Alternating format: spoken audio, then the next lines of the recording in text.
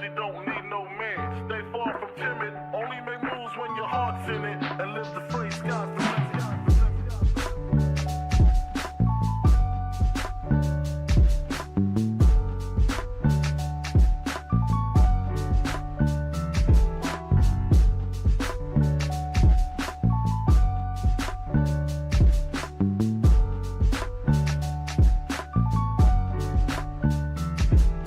Never been as broke as me. I like that. When I was young, I had 2 pair of leaves. Besides that, the pinstripes and the gray. The one I wore on Mondays and Wednesdays. While niggas flirt, I'm throwing tigers on my shirt and alligators. You wanna see the inside? I see you later. Here come the drama. Oh, that's that nigga with the fake. Wow, why you punch me in my face? Stay in your place, play your position. Here come my intuition. Go in this nigga pocket, rob him while his friends watch it, and hoes clock it. Here comes respect. His crew's your crew, or they might be next. Look at they man, big man, they never try, so we roll with them, stole with them. I mean loyalty. Niggas bought me milks at lunch. The milks with chocolate, the cookies, butter crunch, 80.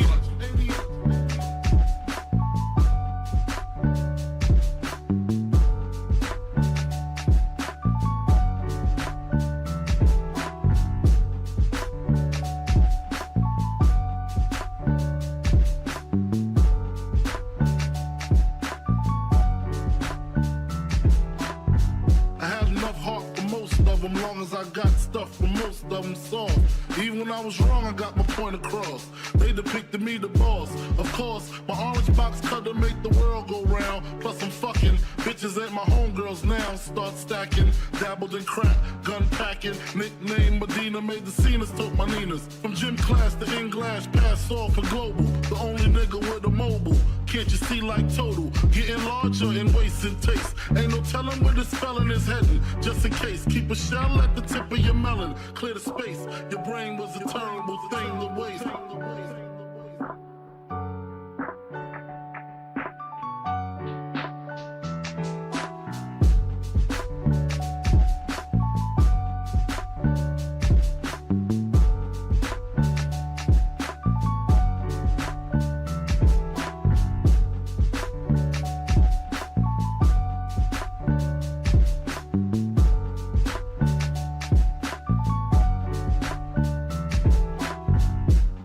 Realizing to master enterprise, and I ain't have to be in school by 10. I then began to encounter with my counterparts of how to burn the block apart. Break it down into sections. Drugs by these selections. Some use pipes, others use injections. Syringe sold separately. Frank the deputy, quick to grab my Smith & Wesson like my dick was missing. To protect my position, my corner, my layer. While we out here, say the hustler's prayer. If the game shakes me or breaks me, I hope it makes me a better man. Take a better stand. Put money in my mom's hand. Get my daughter this college plan, so she don't need no man. Stay far from timid. Only make moves when your heart's in it, and live the phrase, sky's the limit. Motherfucker.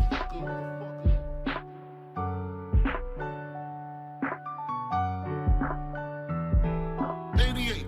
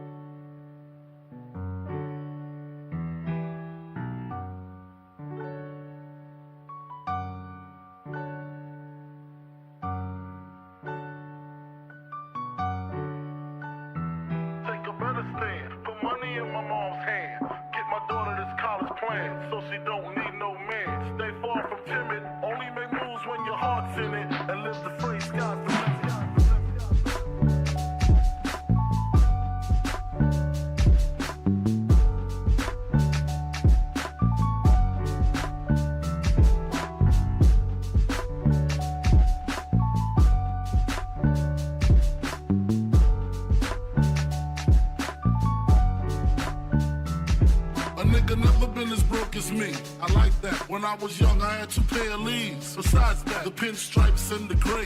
The one I wore on Mondays and Wednesdays. While niggas flirt, I'm sewing tigers on my shirt and alligators. You wanna see the inside? I see you later. Here come the drama. Oh, that's that nigga with the fake. Wow, why you punch me in my face? Stay in your place, play your position. Here come my intuition. Go in this nigga pocket, rob him while his friends watch it. And hoes clock it. Here comes respect.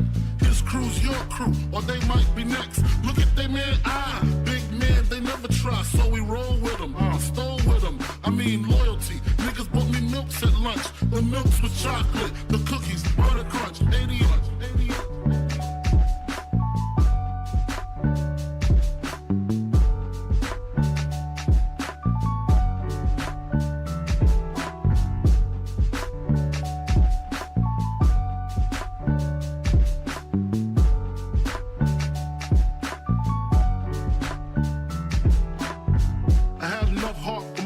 Long as I got stuff for most of them soft. Even when I was wrong, I got my point across. They depicted me the boss. Of course, my orange box cutter make the world go round. Plus I'm fucking bitches at my homegirls now. Start stacking, dabbled in crack, gun packing. Nickname Medina, made the scenes, took my Ninas. From gym class to in-glass, pass off for global. The only nigga with a mobile. Can't you see like total? Getting larger in waist and taste. Ain't no telling where this felon is heading. Just in case, keep a shell at the tip of your melon. Clear the space. Your brain was a terrible thing to waste.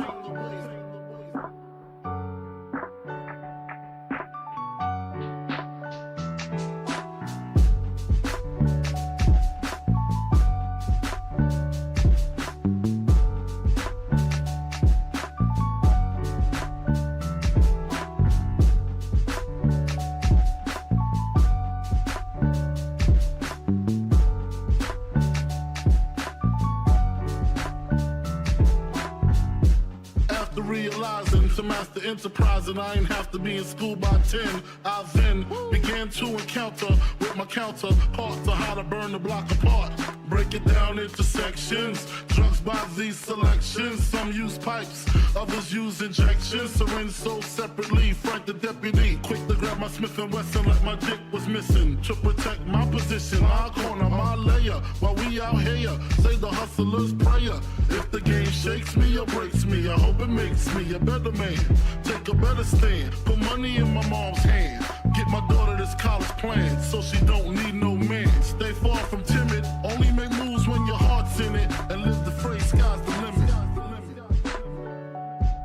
Motherfucker.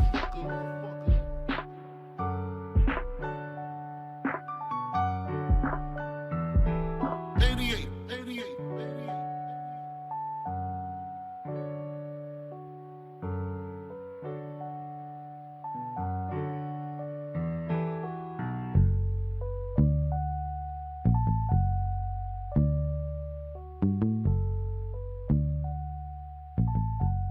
And live the phrase, sky's the limit.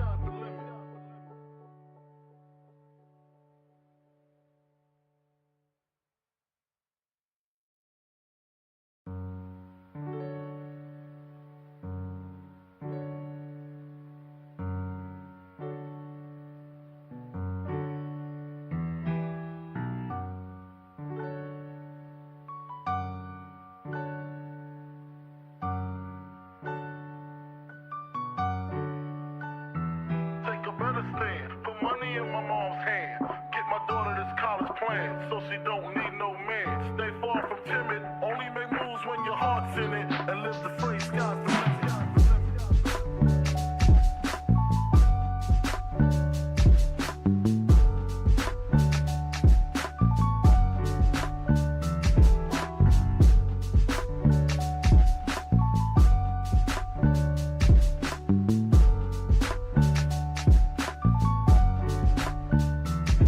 Nigga never been as broke as me. I like that. When I was young, I had 2 pair of leaves. Besides that, the pinstripes and the gray. The one I wore on Mondays and Wednesdays. While niggas flirt, I'm sewing tigers on my shirt and alligators. You wanna see the inside? I see you later. Here come the drama. Oh, that's that nigga with the fake. Wow, why you punch me in my face? Stay in your place, play your position. Here come my intuition. Go in this nigga pocket, rob him while his friends watch it, and hoes clock it. Here comes respect.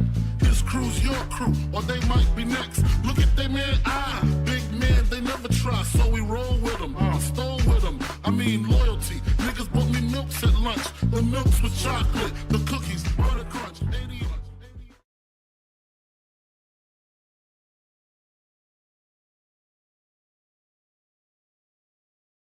God damn. Man. So, obviously, first and foremost, man, just want to send out condolences to the families of Ole Anderson and Michael Jones, otherwise known as Virgil.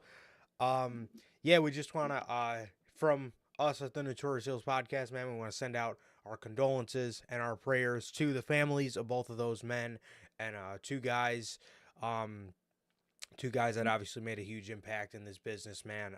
So I just want to send out condolences to them and their families, man, and I hope they are all okay through this tough time, man. So yes, rest in peace again to Ole Anderson and Virgil, the legend. So yes, rest in peace to both of those men. Truly, man, that's horrible to see. It's stuff like that's always unreal, man. So I wish the best for their family, man. I couldn't imagine. Seriously, bro, it really is crazy, man. The last time we had passings in the wrestling industry, they were twice. Or they came in twos. You know what I mean? And it was definitely weird going back into the Photoshop and going back into the Photoshop and seeing the last time I made one of those things was for our boy Wyndham Rotunda, and that just, it's like still looking at it just doesn't fucking seem real. Like, No. it doesn't. So me and Sir K were talking about this the other day, and I seen a post months ago, many months ago, that said I was just anticipating the return of Bray Wyatt, and then I had to come to the realization that he wasn't coming back this time. And I thought about that post a couple days ago because I had the same thing. I had the same thing happen to me. I was watching some random, scrolling around and watching some random video on Instagram, and it was a video of Bray Wyatt, and I said to myself, man, I can't fucking wait to see him again. And then I obviously, quickly thought to myself, holy shit. Like, those are the moments where it becomes real as a fan. You know what I mean? Because you absolutely just love and admire somebody's work. And fuck, it's just fucking horrible, man. It's horrible. So that was definitely some memories that sucked to relive. Definitely, probably the most emotional podcast that we've ever had, man. Was that I would say that sucked, dude. That sucked. But yeah, yes, Jay Briscoe, bro, and then literally later that year, fucking Wyndham, man. Like, goddamn, fucking sucks, dude. Absolutely it sucks. really does. But yes, again, man. Rest in peace, for real, to Virgil. Virgil was absolutely one of the most hilarious guys. You would fucking see him charging people anything. Virgil, that man he squeezed every last penny out of his fans, bro. And then Ole Anderson, bro, obviously one of the iterations of the Four Horsemen, had him as a member. Obviously one of the most legendary factions in this business. So both of those guys, man, did so much for this business, man. They did so much for this business. I know Virgil would hang out with like content creators, man. He would hang out with like content creators, just an awesome thing to do, obviously, when you're somebody in this business, man, when you can,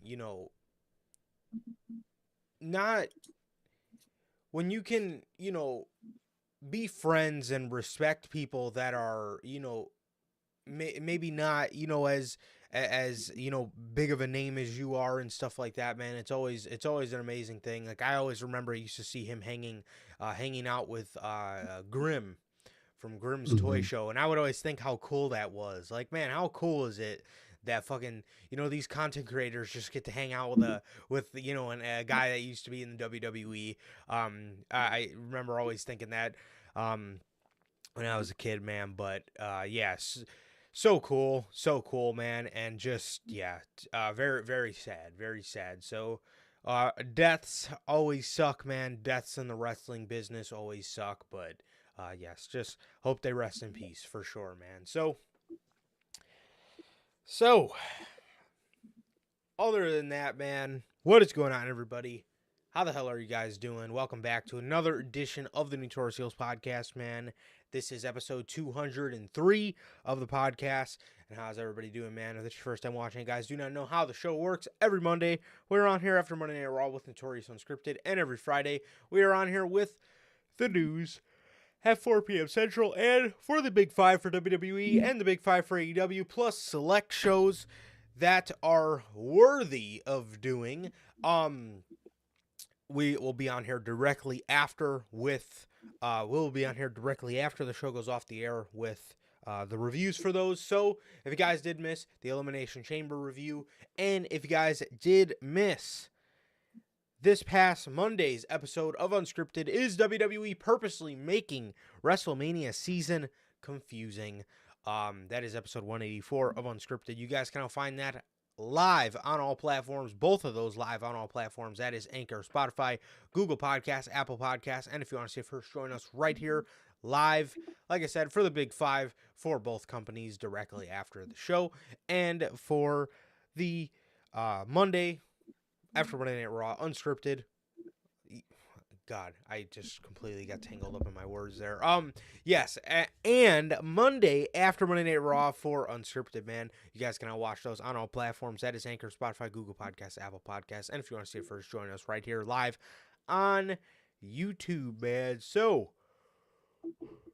also, if you guys have not got a chance to pick up some of the official Notorious Heels podcast merchandise, you guys can now find this live on the merch shop. That is bonfire.com.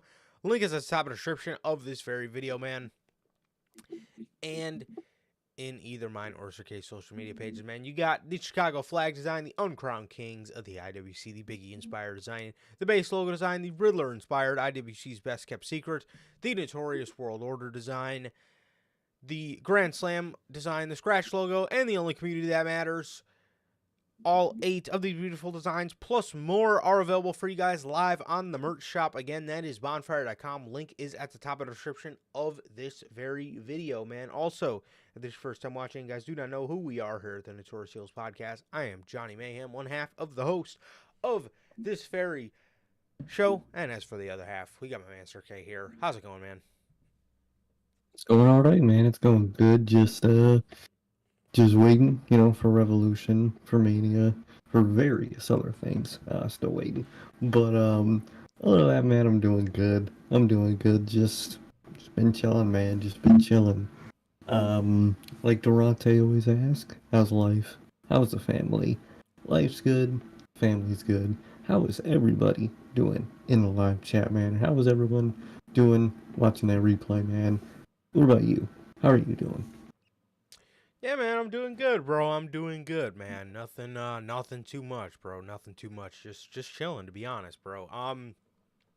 Yeah, just getting somewhat ready, even though, like, me and Sir K were talking about this, in the start screen, but man, like, I'm excited for Revolution. Like, like, I'm being honest, man, it looks like a really good card. It does. It looks like a really good card. And I'm excited for it, but it just doesn't feel like Revolution season. Like, dude, I remember, like, if I could think back, like, I just remember being pumped for, like, 2020, the first Revolution.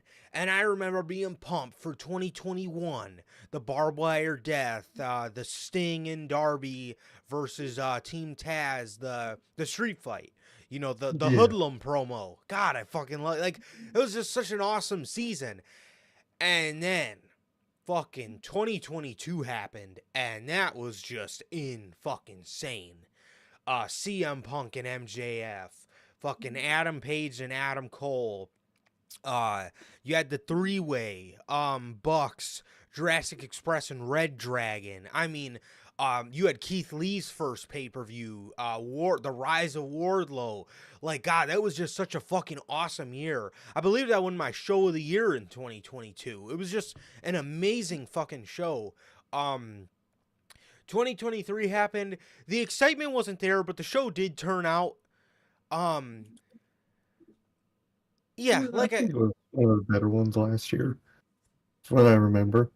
Yeah. The show, like I said, the show did turn out. It was a good show, but again, the excitement just wasn't in the air for it. For me, I just don't remember there being a very good build. I remember the Adam Page and John Moxley stuff being very good, and then Danielson and MJF, that was very good as well. Other than that, man, I honestly could not fucking tell you what was on that show. I really couldn't.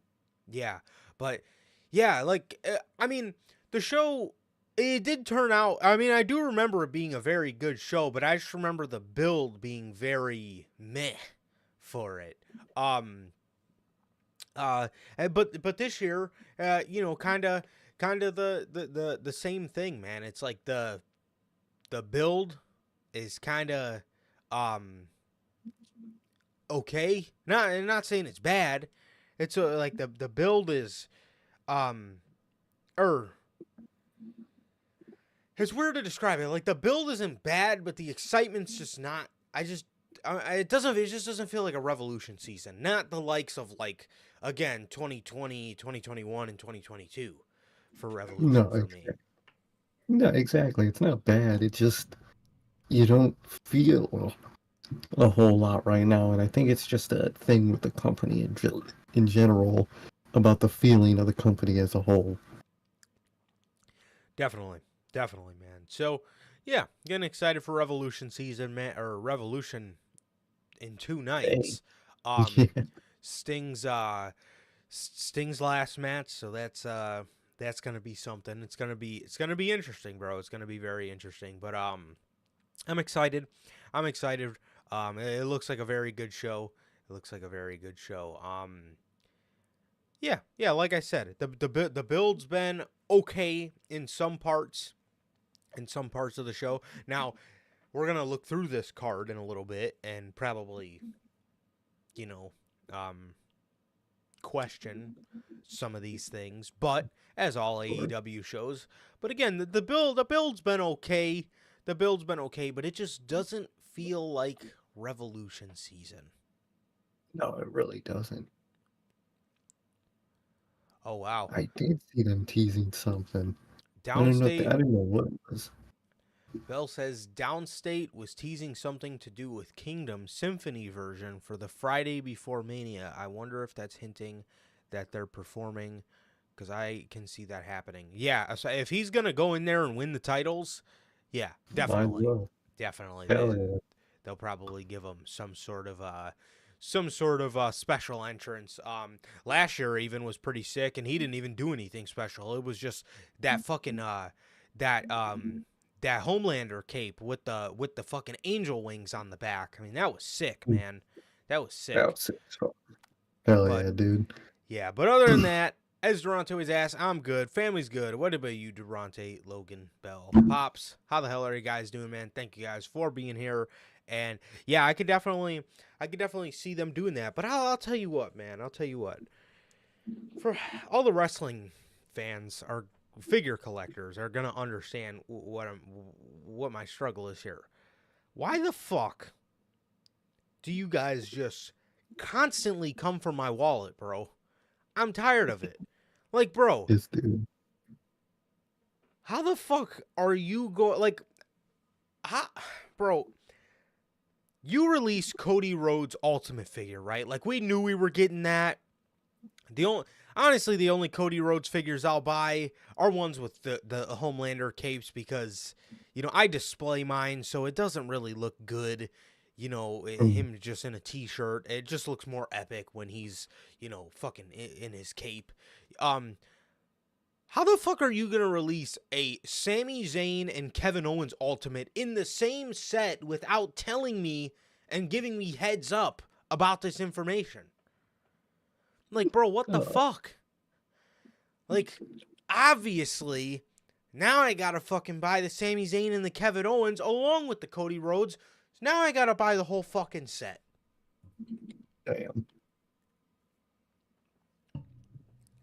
Hey, all I'm saying, complete and utter bullshit. Right there. From Ringside Collectibles. From Mattel. Hell. I mean, don't get me wrong, bro. It's based, from the pictures, we haven't seen the figures yet, but it looks like it's based off Mania 39. Obviously, I gotta fucking cop these figures now. Like, what the fuck?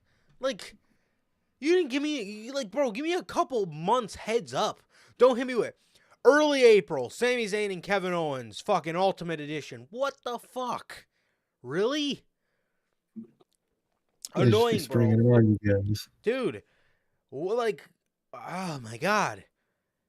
Also, Mattel, how the fuck are you going to release these figures in early April and you don't even got pictures for them yet? Like, bro, it's a month away. Because I did see... Here, let me see. So, Cody Rhodes is already on back order. Well, pre-order 2 for early May. Yeah, and then Sami Zayn and Kevin Owens are early April.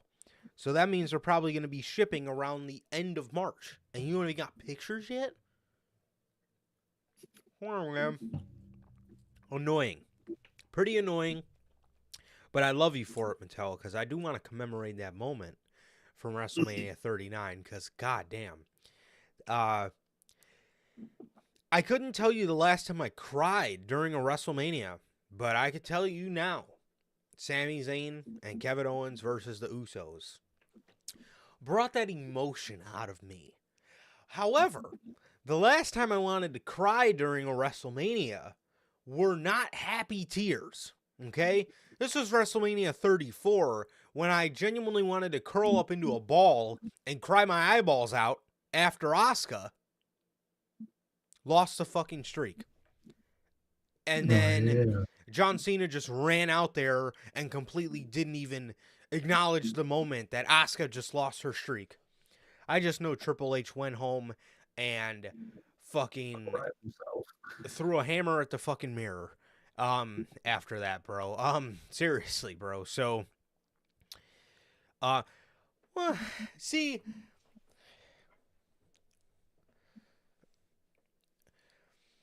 Thankfully, yeah, well, Ultimate Edition prices obviously are a little crazy. They are a little crazy. But I do think, when I look at what other people collect, wrestling figure prices aren't the worst. You know, like Exactly. $20-$30, all right. Like, I see people that collect, like, those giant Marvel, you know, statue figures, and those things go for, like, fucking $600 a pop. Yeah, bro, them shits are insane. Like, if I was rich, hell yeah, I'd fucking do that shit. But you can't afford this shit off the job I got now. Hell no. No, that's, Shit. yeah, that's absurd. That's absurd. That's I mean, you know, I understand they're making quality figures, and they're yeah, they really, look right. yeah, you know, they're great. They're fucking beautiful. They're beautiful, you know, figures, man, but goddamn, $600? Shit, Holy shit. Like, fuck, shit is man. wild, dude. Like, it makes figures look fucking cheap in terms of just price and collector in general. But Yeah. it's crazy. Yeah, I mean, Ultimate Editions, man, you know, when you first buy them off pre-order, man, you're probably looking at like $45 to $50 a figure. You know, but it is an Ultimate Edition. You know, I get that. And then if you're trying to pre-order a figure, you know, that's just like an elite figure, man, you're looking at like $30 to $35. So it's not too bad. But then again, figures like that also have the, in-store product. So, if you find it in store, you get the motherfucker for $20. So it's Oh, it's uh some you could get an even bigger discount depending on, But no, definitely, dude. sometimes you do run into a place like Target. Target's always doing fucking deals on their figures, man. Like literally, they are always doing deals on their elite figures. So Especially Walmart, man. They're the real good ones when it comes to deals. yeah, some would say, man. Some would say I would- Walmart Plus, baby. Yeah. So yeah, Funkos aren't too bad either. Funkos are probably like what, like $15, $20. Like that's not horrible at all. Exactly. That's normal. That's definitely pretty normal. Yeah. So man. Anyways, let's get on to the news, man. Enough. Did we really just spend like the last 10 minutes talking about figures? Okay. Fucking might as well. Damn, I can't believe we're already 30 minutes into the podcast. That does not feel that long. Anyways, so we're gonna start you guys off with some WWE news. Honestly, to be 100% honest with you guys, if I'm looking through our run sheet, yet again, we have, unless I'm genuinely skipping over this, we have one AEW story. So, we're going to start you guys off with some WWE type news, man. WWE / sort of New Japan kind of news. Well, that is because New Japan superstar Tama Tonga is expected to sign with the WWE after a 14-year run with New Japan Pro Wrestling, according to the Wrestling Observer and Fightful. Holy shit. If only he would have did this shit in like 2019 or 2020. Not even to WWE, because WWE was not the place to go then, but even like if he were to just jump anywhere and back in 2019 or 2020, that would have been fucking huge. I mean, this is still pretty crazy, but dude, if one of those major companies would have got a prime Tama Tonga, prime Gorillas of Destiny, come on, bro. That shit would have been crazy, dog. Come on, man. That would have been insane, man. That would have been fucking insane. But yeah, man. So Tama Tonga looks to be headed to WWE, man. He looks to be headed to WWE. This is great. This is great. I think this is great. I hope we can see the likes of Hikuleo and, more importantly, Tonga Loa. Yes. I hope so, the dude. WWE return, the homecoming of Camacho. Bro. You need it. He's So- gotta be called Camacho. Yes, he does. Even if he's portraying an Islander. He needs to be Camacho, bro. He gave a fucking Tonga Loa in the gimmick of fucking like what, bro? Oh, Vince McMahon. He was horrible. Absolutely amazing. So bro really came out on a pimped out fucking 10-speed. A fucking man. Oh, what a time, bro. But yes. So Tama Tonga looks to be headed to WWE, man. I don't think he should have stayed in New Japan that long. So after all this, I guess it seems that it looks like he actually like must have had a disdain or hatred for AEW. I genuinely don't know why he never went to work there. I don't think he likes AEW. I really don't think I don't think he dislikes any like the Elite or nothing. I just don't think he likes the company itself. Yeah, For some reason. I mean, they stole all his coworkers, so I mean, I don't really blame them. That is true.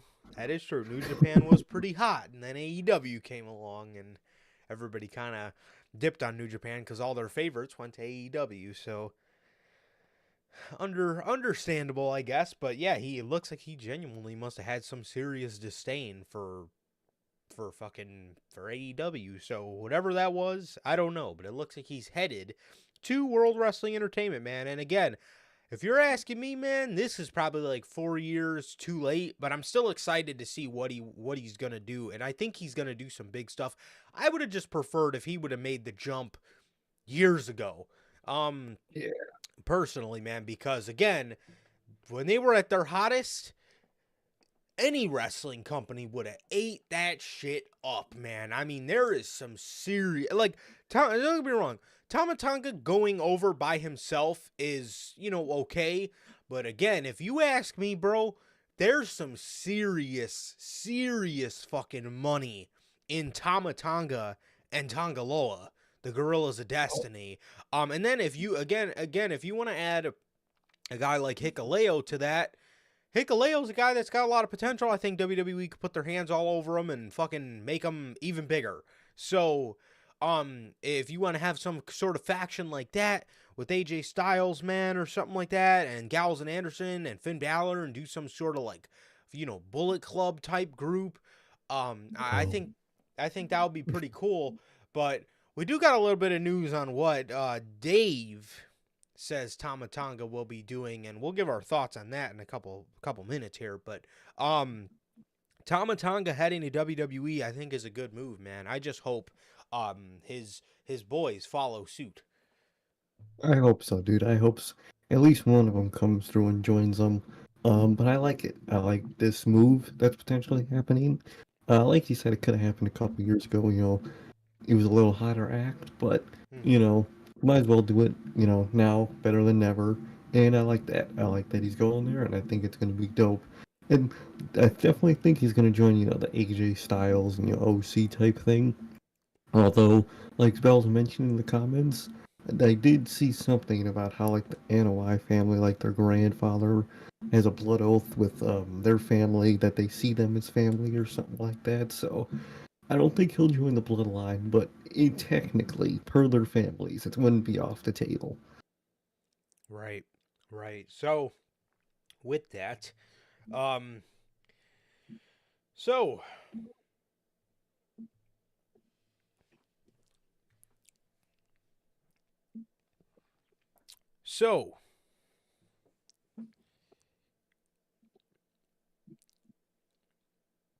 while speaking on the Wrestling Observer Radio, Dave Meltzer reported that Tama Tonga is en route to WWE. His role is uncertain, but there is a possibility of him joining the Bloodline as he is considered family by its members. Discussions with WWE had been ongoing a year ago, and now that Tama Tonga has finished with New Japan Pro Wrestling, his start date with WWE should be imminent. I would save him for the night after WrestleMania, personally. Okay. Dave says he's on his way. Don't know his role. Very likely at some point he could be a part of the Bloodline situation because he's considered family by all of those guys. If they need somebody new, it could be him. A year ago, he had been talking with WWE.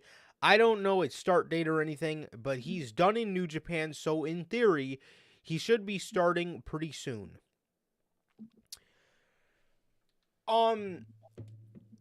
If you asked me, there's honestly just no way you put him in the Bloodline. I just don't think he fits. I don't think he fits the whole Bloodline thing. If WWE wanted to put their own spin on him, he very well could join the Bloodline. But again, I did see that as well. I did see, like, the Usos consider Haku an uncle. So, Tama Tonga is Haku's son. So, I guess that would make Tama Tonga, they would consider him a cousin. So, there's that. again, and the blood oaths, and they do consider one another family, which technically, I mean, Samoa Joe has said this before on interviews when he was asked if he was related to the NOIEs. He did say no, but he did say, like, basically, like, majority of Samoans out there are like, Joe said, it might have been in like an AEW unrestricted podcast or something like that. He did say, like, he's not related to them, but you could sit down with his aunts and uncles and they can explain to you for 15 minutes how they are related. So he did say, like, majority of Samoans through their oaths are related. Yeah. They're just, technically not, but again, through their oaths they are. So again, I really wouldn't put him in the bloodline. I just don't think that role is him. I just like you guys would rather see him be involved with this AJ Styles stuff, Gallows and Anderson, all that stuff. I would rather see him involved in all that stuff personally. But yeah, man, that's what I would prefer. That's what I would prefer. But again, I do think him with the OC and doing some sort of like Bullet Club stuff, kind of stuff like that, is the way to go. And it could make all the sense in the world if you wanted to make Finn Balor the babyface out of the Judgment Day and kick Finn out of the group, but no. No. Because then he has his old brothers he could fall back on, the fucking Bullet Club guys, Gallows, Anderson, Tama Tonga, fucking AJ Styles, but instead we want to make Damian Priest the babyface here. Especially because Tama Tonga was at the beginning with Finn when they created the damn group, so that'd be really cool to see on TV. Maybe I wouldn't mind like a angle, where they, Bloodline try to get, Tama Tonga to join them, but he joins the OC or whatever they're gonna call themselves. Because please change that. No. The OC sucks. It's just a lame ass. Dude, the club was 100% better than the OC, and the club was stupid. But I would be down for like an angle where they try to get him joined, but he chooses, his metaphorical family instead, and that'd be a really cool, like, post, Roman's bloodline, losing the title type feud. I think that'd be really cool.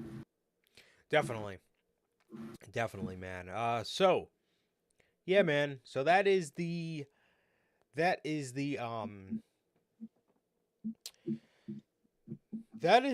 I guess speculation on Tama Tonga joining the bloodline.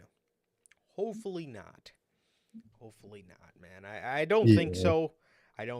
But we will just have to wait and see, man. It very well could happen. I mean, again, there is that relationship there, so there is that relation there, so it very well could be, man. So, Elimination Chamber. Got some news on Elimination Chamber here. During the tag team match, there was a 10-second blackout.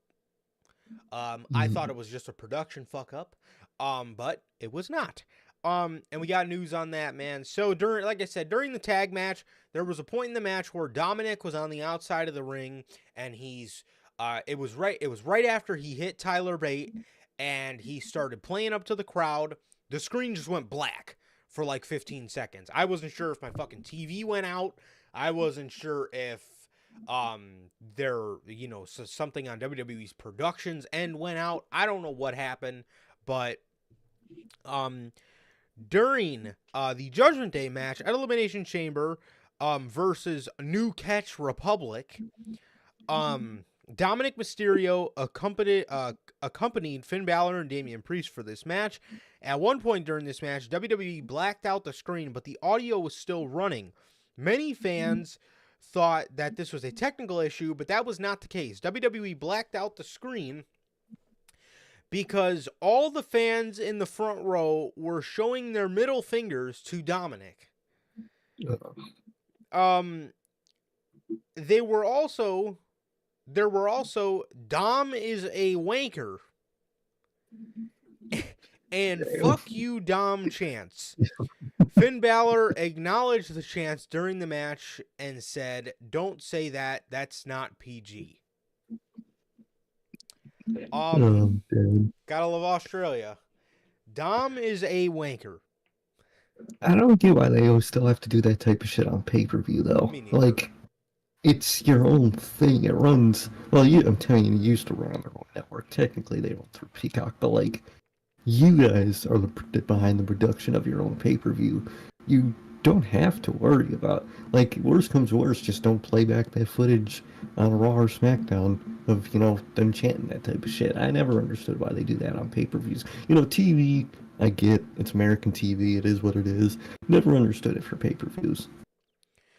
Like, bro, I can go back in your WrestleMania catalog and watch Chris Benoit main event WrestleMania. It's okay if I see a couple middle fingers. Like, dog. They were doing I want to say they were doing the same thing for Logan Paul at Money in the Bank. They were chanting, "Logan is a wanker." I think they were. So,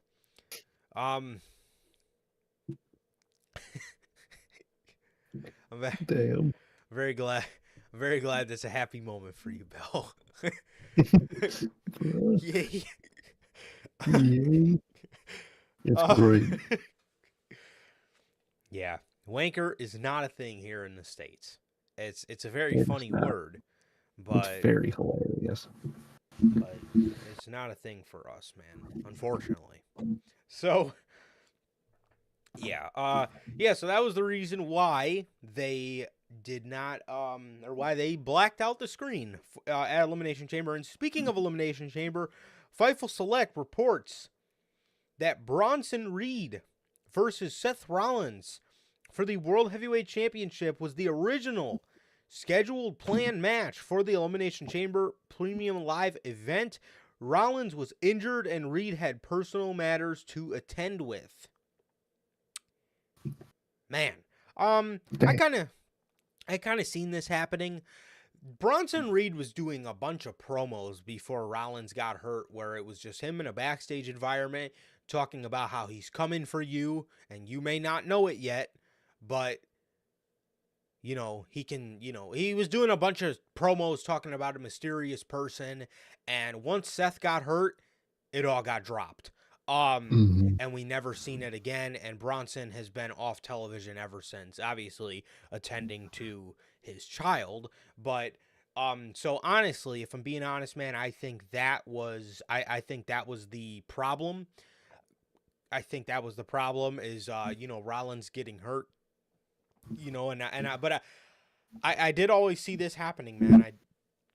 I mean, otherwise, what was Rollins gonna do at this pay-per-view? Nothing. He had nothing to do at this pay-per-view, so a match with Bronson Reed in Australia only seemed likely. And it sucks that had to happen this way, man, because Bronson should have got his moment, and yeah, it sucks, man. It really does suck. But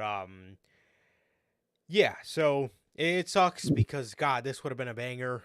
It would have been fucking incredible, man. But unfortunately, it's just not the way the cookie crumbled, I guess. Definitely, man. It sucks. I think I would. I know I would love that match at Chamber, dude. Horrible circumstances, man. Injury, I think, just messed everything up, and that type of shit always sucks, man. But gladly, it's not like Vince where something happens to where an opportunity for someone, gets scrapped. It's not going to be scrapped forever. It will get something with Bronson Reed in the future, which is good. Definitely. Because if it was McMahon and someone got injured during an angle or they were trying someone new, even if the person new wasn't the one injured, Vince would just give up on that person. Yep. No, exactly. So glad that it's a new regime, man. Definitely, man, for sure. Well, speaking of the injury bug, Fightful Select reports that Piper Niven suffered a hand injury and she has been absent from the scene since then. There are concerns within the company that her hand may be fractured. Damn, this sucks, man. This sucks. She just recently dropped the tag titles, so I'm not sure when this could have happened. But it absolutely sucks, man. And I wish her a speedy recovery. And I hope she can get back soon, and WWE can maybe start giving her some proper spotlight for a change. Definitely, man. Definitely. Yeah, I hope she can come back soon and healthy, and not be in a tag team. Be a future singles star. Have you heard the rumors about the mid-card women's title that have been floating around? No. There's been a lot of rumors I've seen recently that, people are lobbying for it in the company now. If you remove the tag titles, you can do it. I wouldn't be mad. But you can't have the tag titles and the women's mid-card. You gotta choose one. And at that point, I'd rather choose the women's mid-card at this point, because the women's tag titles it's just random two people together every time. It meant something was like Bigly and Sasha, but at this point, I would do that trade of titles. Yeah, I mean, when it first started, dude, they had a bunch of good women's tag teams. Like, they had the Riot Squad. They had fucking Fire and Desire. They had, I know it's not the best team in the world, but it does make sense. Tamina and Nia Jax. Like, Bailey and Sasha. Like, they had a bunch of teams where I can look at these two and say, okay, they're a team. I look at teams nowadays, the only team I fucking say that for is Katana Chance and Kaden Carter, or maybe Asuka and Kairi Sane, but, like, other than that, I never looked at fucking Chelsea Green and fucking Piper Niven and been like, well, that's a tag team. Same thing with Chelsea Green and fucking Sonya Deville. I never looked at them and were like, that's a tag team. Because it's not a fucking tag team. It's Liv Morgan and fucking Raquel Rodriguez. What the fuck is that? It's literally already just a glorified double mid-card title. You take two women's mid-carders, you put them together, and throw it in for a title. It's basically a women's mid-card title already. You just have to pair them with someone. Seriously, man. Yeah, I mean, I don't know. I would rather without both of them, but if I did have a choice, I would do the women's mid-card title, because these tag titles just fucking suck, man. They suck. They really.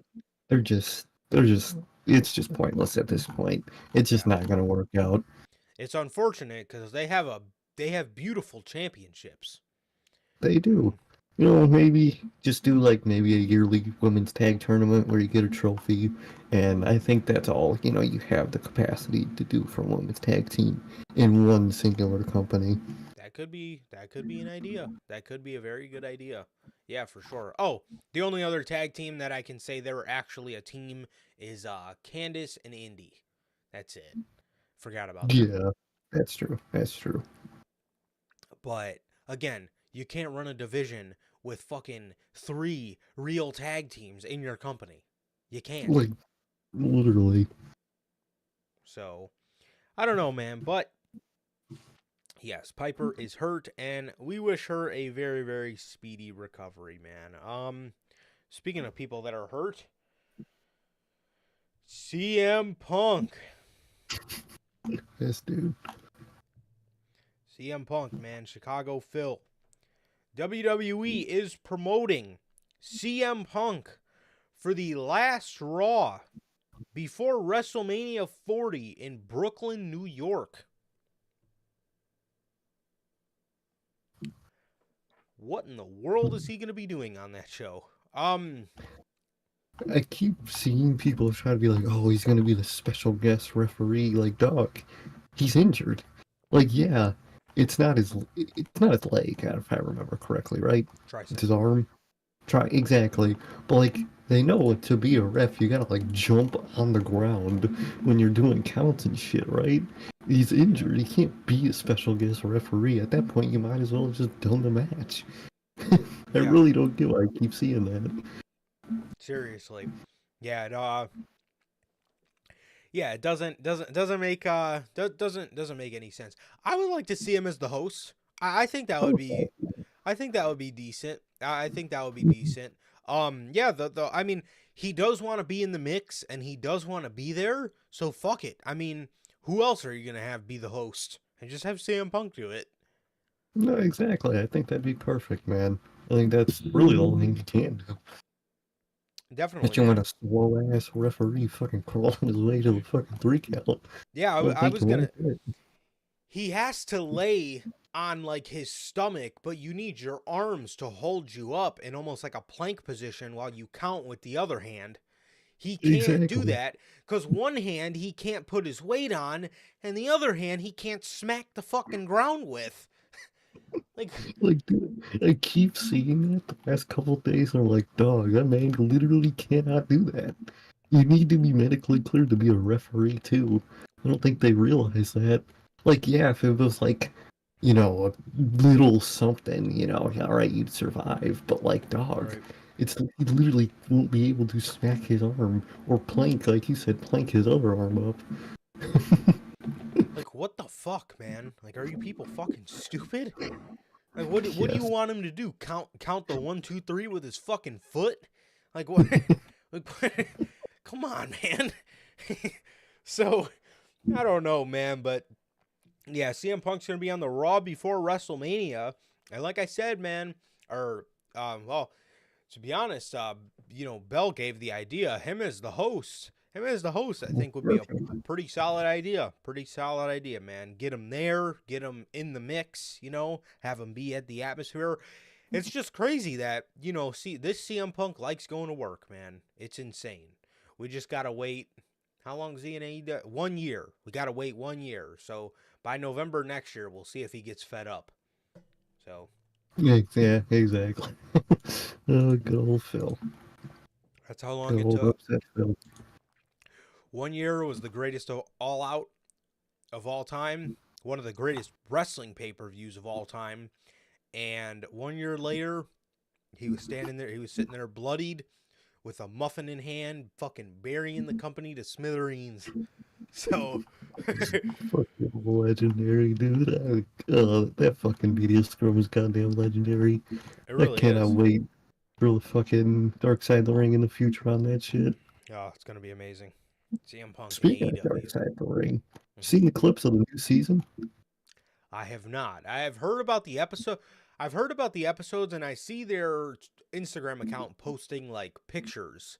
Yeah, And it looks pretty good, bro. But oh, looks good. as always, dude. As always, those are always banger. I'm excited for the one on Earthquake. I'm excited for the Yeah, I one on think Earthquake. think that's the one they've been teasing the most too this season. Yes, that's the one. That's the one I keep seeing pictures of. That's the one I keep seeing pictures of. So I'm pretty excited for that one. But I don't know anything about him. I can't wait, dude. I can't wait. It looks really good this season. Definitely. And as you guys know, it's always those dark side of the rings that are the best ones. The ones that you have no idea. I know who Earthquake is, but I don't know anything about like a tragic downfall for him. So And you just get fucking punched in the face during the fucking literally, show. You just look at you like, oh my fucking god. yeah, And it's at the most random time. They'll just be talking about their career, and then you'll just hear Jericho just start saying some crazy shit that's about to yeah, happen. Just like, shit. yeah. Seriously, seriously, yeah. Those are always great, man. Those are always great. Me and Johnny will just be making jokes with each other. Our heads just snap to the TV because we just hear some wild shit. Yeah, like the Magnum TA episode, 30 seconds in. There's only one Hulk Hogan, Daddy. He's saying daddy, bro. The fuck made you say that, bro? Oh, God, that man is hilarious. Oh, that was the greatest fucking line of any Dark Side of the Ring intro ever. There's only one Mhm. Hulk Hogan, Daddy. What? Oh, shit, legendary. Fucking Hogan, man. Yeah, it really is an iconic line. I'm old, I'm tired, and Yeah, I'm well, hurt, and I work with fucking children. but I fucking, dude, anytime I'm having a bad day at work, that's just what I say to myself. Every time. That man is generational. He really is. He really is, man. So, speaking of WrestleMania 40,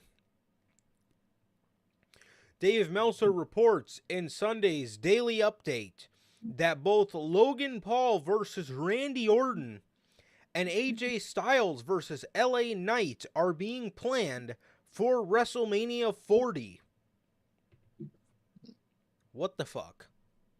Dog. You're going to put Just put Randy Orton in a fucking US title match at WrestleMania? Or if you wanted to put him in a US title match, that's fine. That's all well and dandy. But dude, why the hell is LA Knight being planned for a match against fucking AJ Styles? Who the fuck wants to oh, see that at WrestleMania? especially, like, how does I don't get it, dude. I don't get it. Just put the fucking US title, you know, on LA Knight. You can't have that many people, building themselves up for the world title. You'll have Gunther soon. You'll have Sammy. And, if you're not doing the US, you have to do the fucking world. LA Knight at the same time? You can't have all those people vying for it at the same time unless you finally put the Money in the Bank briefcase on them this year. Mm-hmm. But, like, that's your only option. That's literally your only option. Should have put it on him last year. I was gonna say maybe that is what he's planning, because this year Yeah, maybe he knows handcuffs are off. He's not gonna have to compromise with Vince on who should do what this year. Vince is gone.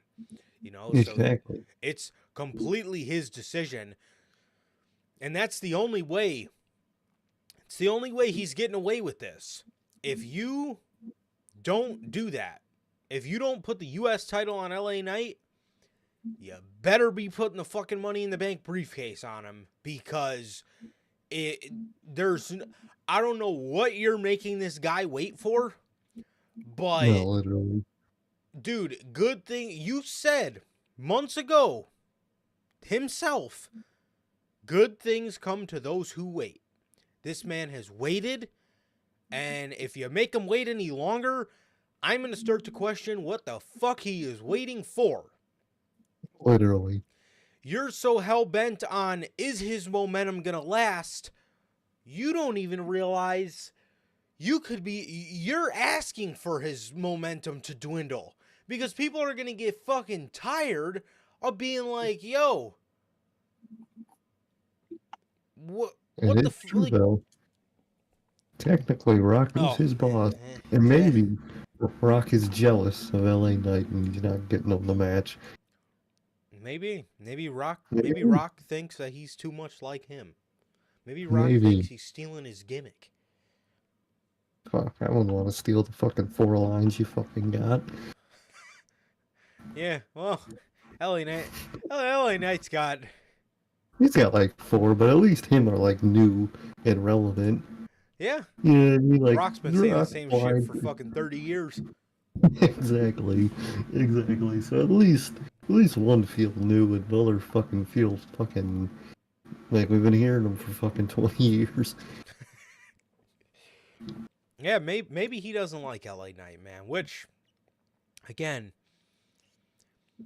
I don't understand where people draw the comparison. Like, I would just say LA Knight's like he's very Attitude Era reminiscent, but I wouldn't say he's copying anybody's gimmick. He's just an older kind of guy. It's almost kind of like how Rob Van Dam was way before his time. It's like LA Knight's more of just, he's just very Attitude Era reminiscent. I wouldn't say he's, I wouldn't say that he's, No, gimmick stealer or anything. no, exactly. Like he would just fit that era even more. Everyone had those one lines where they Right. just say constantly. If anything, he has a more similar vibe to Austin than he would The Rock, in I my think so. opinion. I think so too. He's kind of got like the deep voice and just like the way he Yeah. kind of like walks around while he talks. To me it's very Austin reminiscent. But the thing about The Rock is I wouldn't see The Rock. The Rock rubs me as a guy who would only want to get involved around like WrestleMania time. Like I don't really see him wanting to be involved, around like a Money in the Bank season or something like that. He like I said, I kind of just take him for a guy, he's going to want to show up and change the game for WrestleMania or fucking do whatever he thinks he's doing. Long gamer, changing the game or, whatever. Whatever he thinks he's doing. Whatever he thinks he's doing, he kind of just strikes me as a guy to, kind of be of that realm. But yeah, man, I don't. Again, man, I just don't. I don't see. I genuinely do not see the good in AJ Styles versus LA Knight. I mean, again, it's like you're so worried about, is his momentum going to last? Is his momentum going to last? It's like, dude, cash in on it while it's hot. What are you waiting Literally. for? I don't know what this guy needs to prove to you to prove that he's a staple on your television and he's not a flash in the pan. You know what I mean? That's one thing WWE never understood about like being hot. You want to use them while they're hot so they stay hot. That's kind of how you keep someone's momentum going, is you use it when it naturally gets itself up. Like, I never understood the test they have to go through. I never understood that. I thought the test always kind of made everything worse.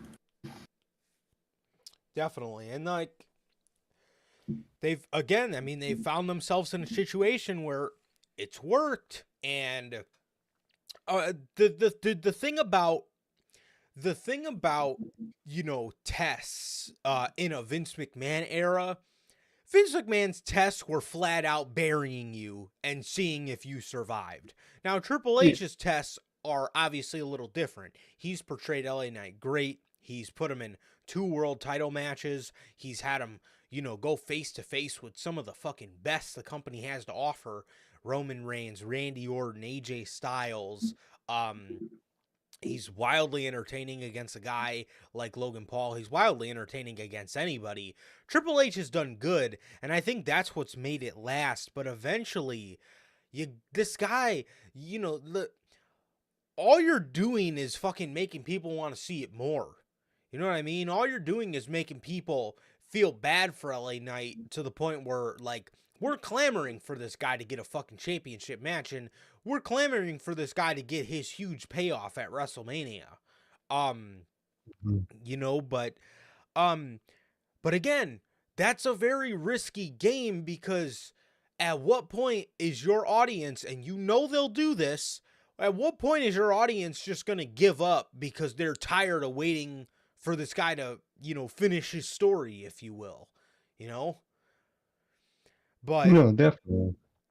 But yeah, man, I mean, I don't understand, man. I don't understand what the hell they're waiting for, but I'm not rocking with. I mean, don't get me wrong, Randy Orton versus Logan Paul. Dude, if you wanted to do that at like SummerSlam in Cleveland or whatever, fucking go ahead. But for WrestleMania, dude, LA Knight and Logan Paul for the US title is the way to go. Definitely. Definitely. That's the much better way to go. So that's that. And speaking of WrestleMania, BWE is reporting the idea of a ladder match for Gunther's Intercontinental Championship was on the table for WrestleMania 40. However, the plan for a ladder match is now being discussed for Logan Paul's U.S. title. I would rather do the U.S. title, but, because that's a way you can get everybody on the show. Everybody in your little plan matches something to do. Yeah, AJ, exactly. LA Knight, Logan Paul, Randy Orton, and you can still have LA Knight win. However, you got to understand, WWE could be looking at the possibility of doing a ladder match with Gunther so he does not take a pinfall loss. Literally. You know what I mean? You could be looking at that possibility too. He could again, man, he could be doing that. He could be doing that. So yeah, they could be doing that. So if you want a guy like Chad Gable to win, he can win, but he's not, Gunther's going to remain undefeated.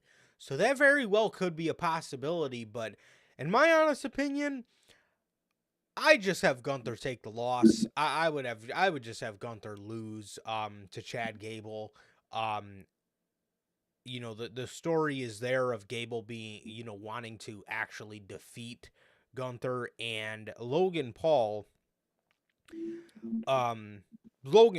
in a ladder match is that's the kind of stuff Logan Paul is here for. He loves doing the viral matches, if you will. He loves doing that kind of stuff. So it would make all the sense in the world.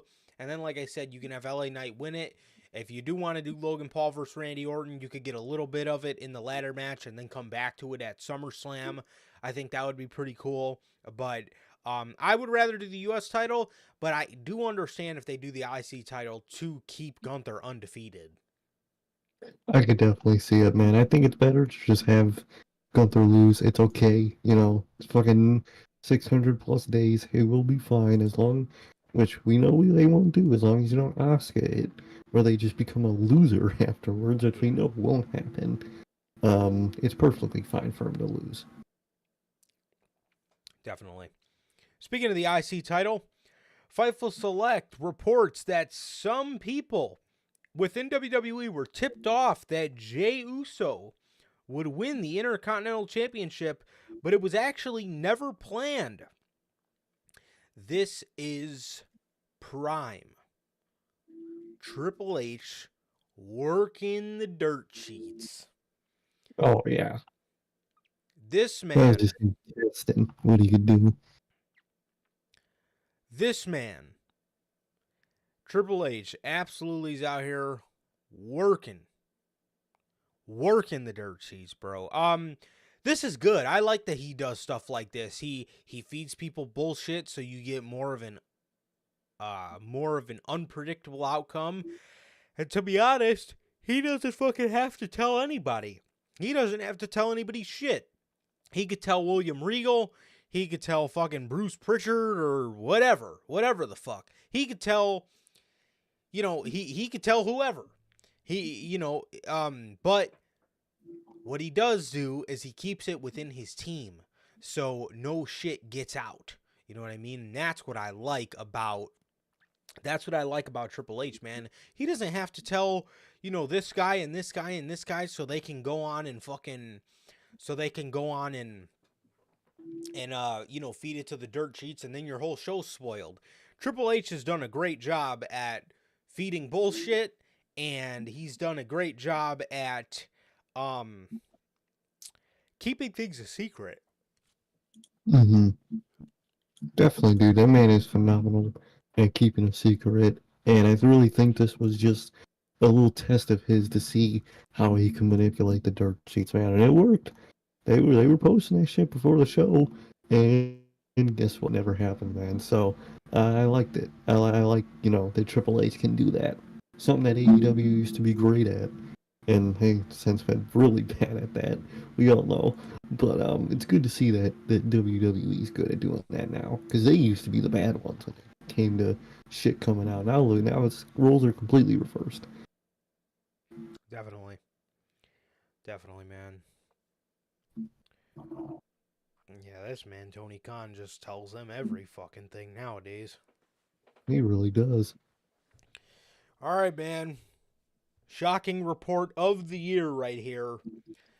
BWE reports again that Drew McIntyre has renewed his contract with WWE. BWE says Fucking hell. yes. Dave Meltzer says no. BWE says yes again. Holy fucking shit. Like, dog, does anybody know anything? I don't understand, man. I really don't fucking understand. It's not that hard to just be like, just, just say you don't know. It's okay to say you don't know. Yeah, haven't heard anything on that yet.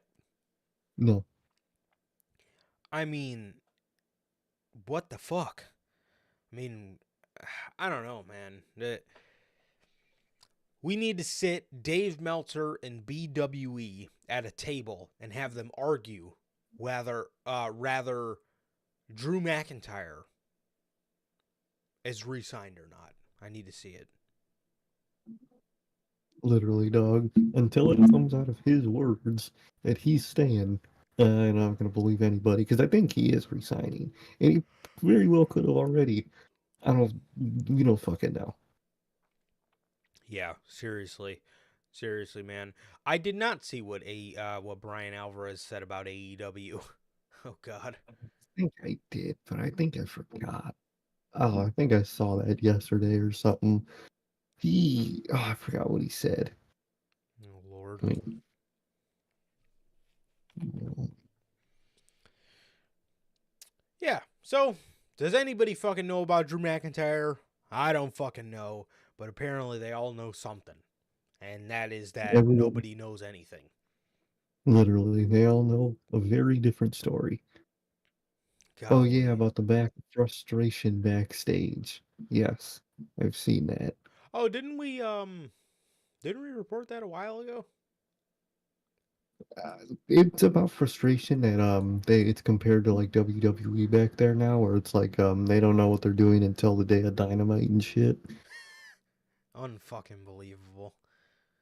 Yep, just like fucking WWE. They have no clue what they're doing until they get there. And it's just like WWE apparently.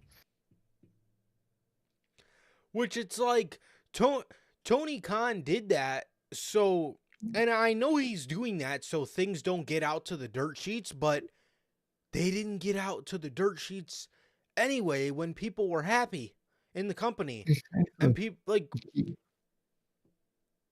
Like, dog. It's not that hard.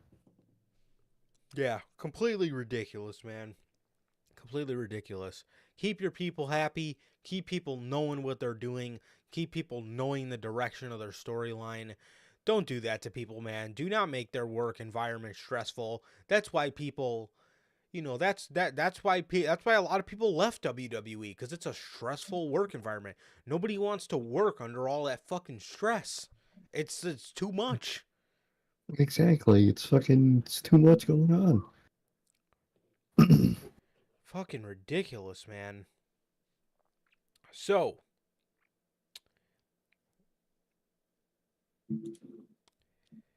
speaking of some more WrestleMania stories, that's right, stories. Cody Rhodes, the man with the story here.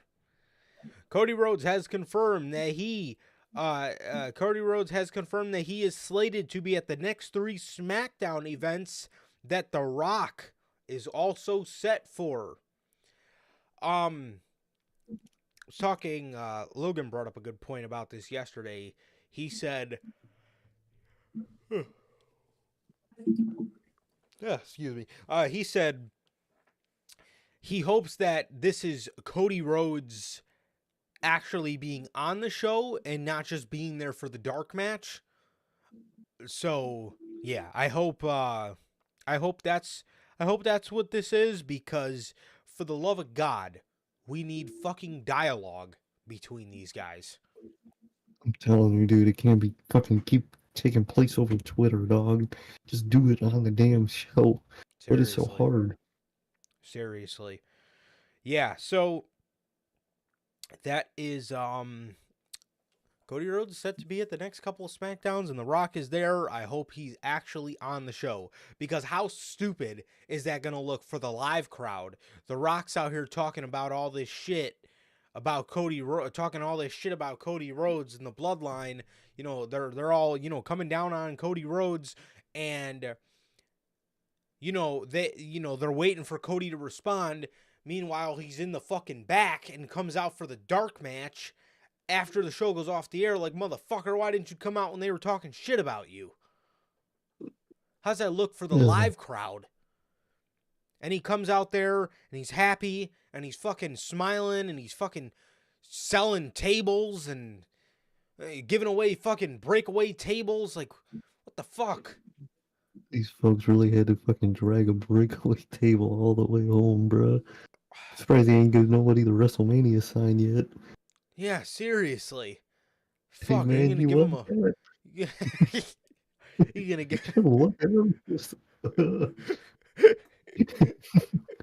You gotta look up like fucking Michael Keaton's Batman and shit, just looking up at the Mania sign, just that. I don't know what's next, man. He's gonna give him a whole fucking not like the little turnbuckle, but you know, like the whole like corner pole that they attach him to. I think that's what he's gonna give him.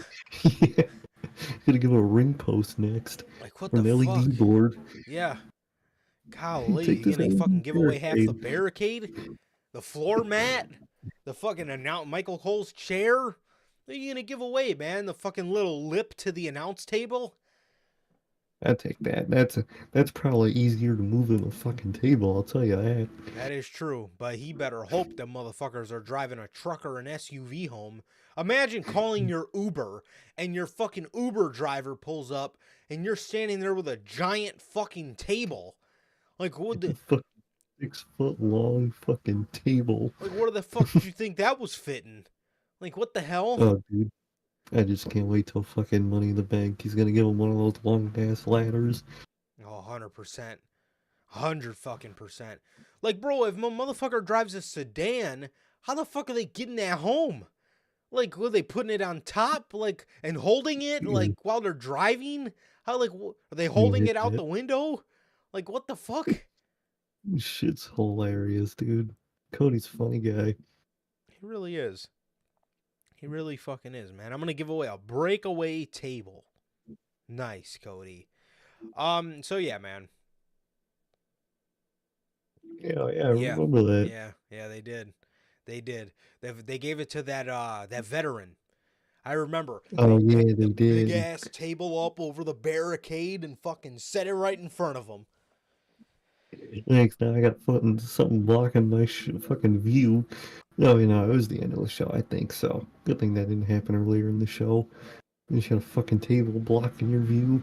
Yeah, seriously. Imagine having to get through that crowd of fans with a fucking table. Oh, Good lord.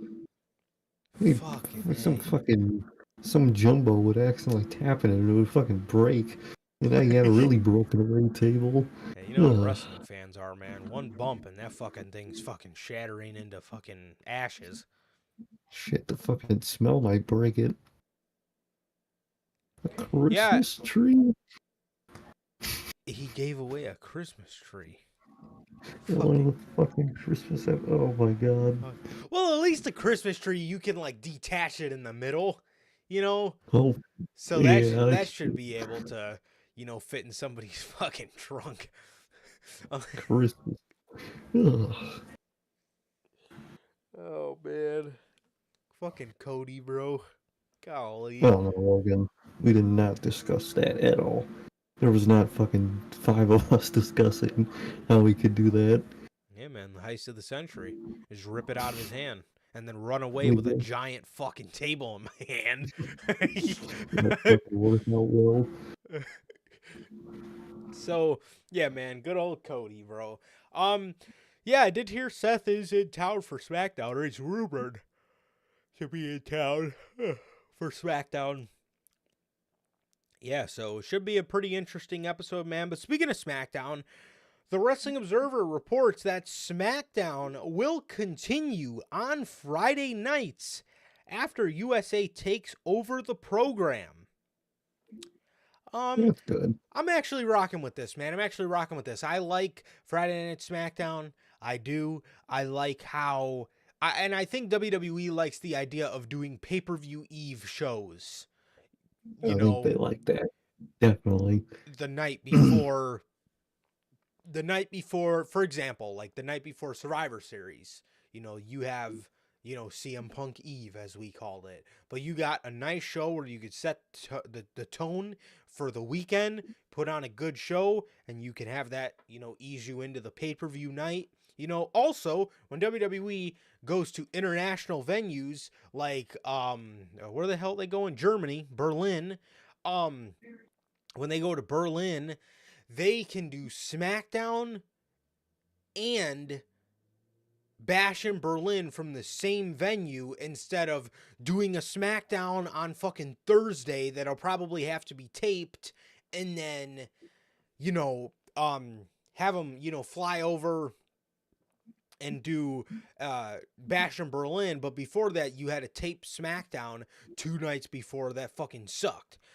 In this case... No, they were running, in Elimination Chamber's case, they were running out of a stadium, so they really couldn't do an Eve show because, you're not going to run SmackDown in a fucking 60,000 seat stadium. But in the case like Berlin or Puerto Rico or London for Money in the Bank, or this year Toronto for Money in the Bank, you want to do the SmackDown there the night before to set the atmosphere for the show. Look at what that did for Montreal Elimination Chamber. That set a great fucking atmosphere for the weekend. So I think that's what WWE likes to do, and it works very well, and I like it as well too, man. So I'm all for SmackDown staying on Friday nights and them doing their pay-per-views on Saturday nights. definitely, man. Definitely. I like that system a lot, and I'm glad they're keeping it. Definitely. Definitely, man. So,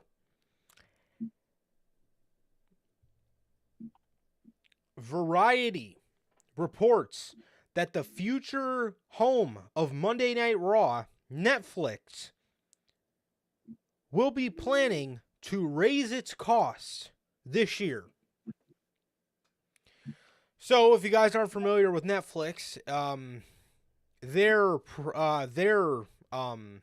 billing, they have a standard version of Netflix with ads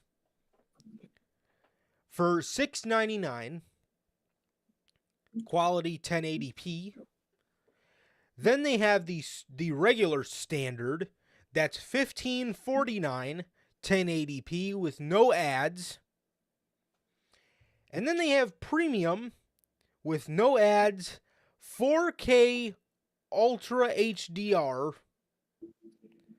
for $22.99. Fucking hell. You're going to raise it from that? Honestly, bro, if you ask me, those prices are fucking... I mean,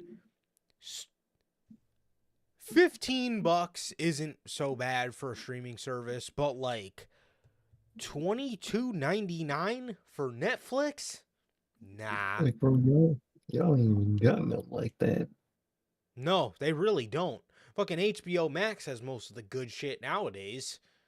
Yeah, they're the fucking better streaming service. If you have to pick one, you ain't picking Netflix nowadays, I'll tell you that. Yeah, seriously. Seriously, man.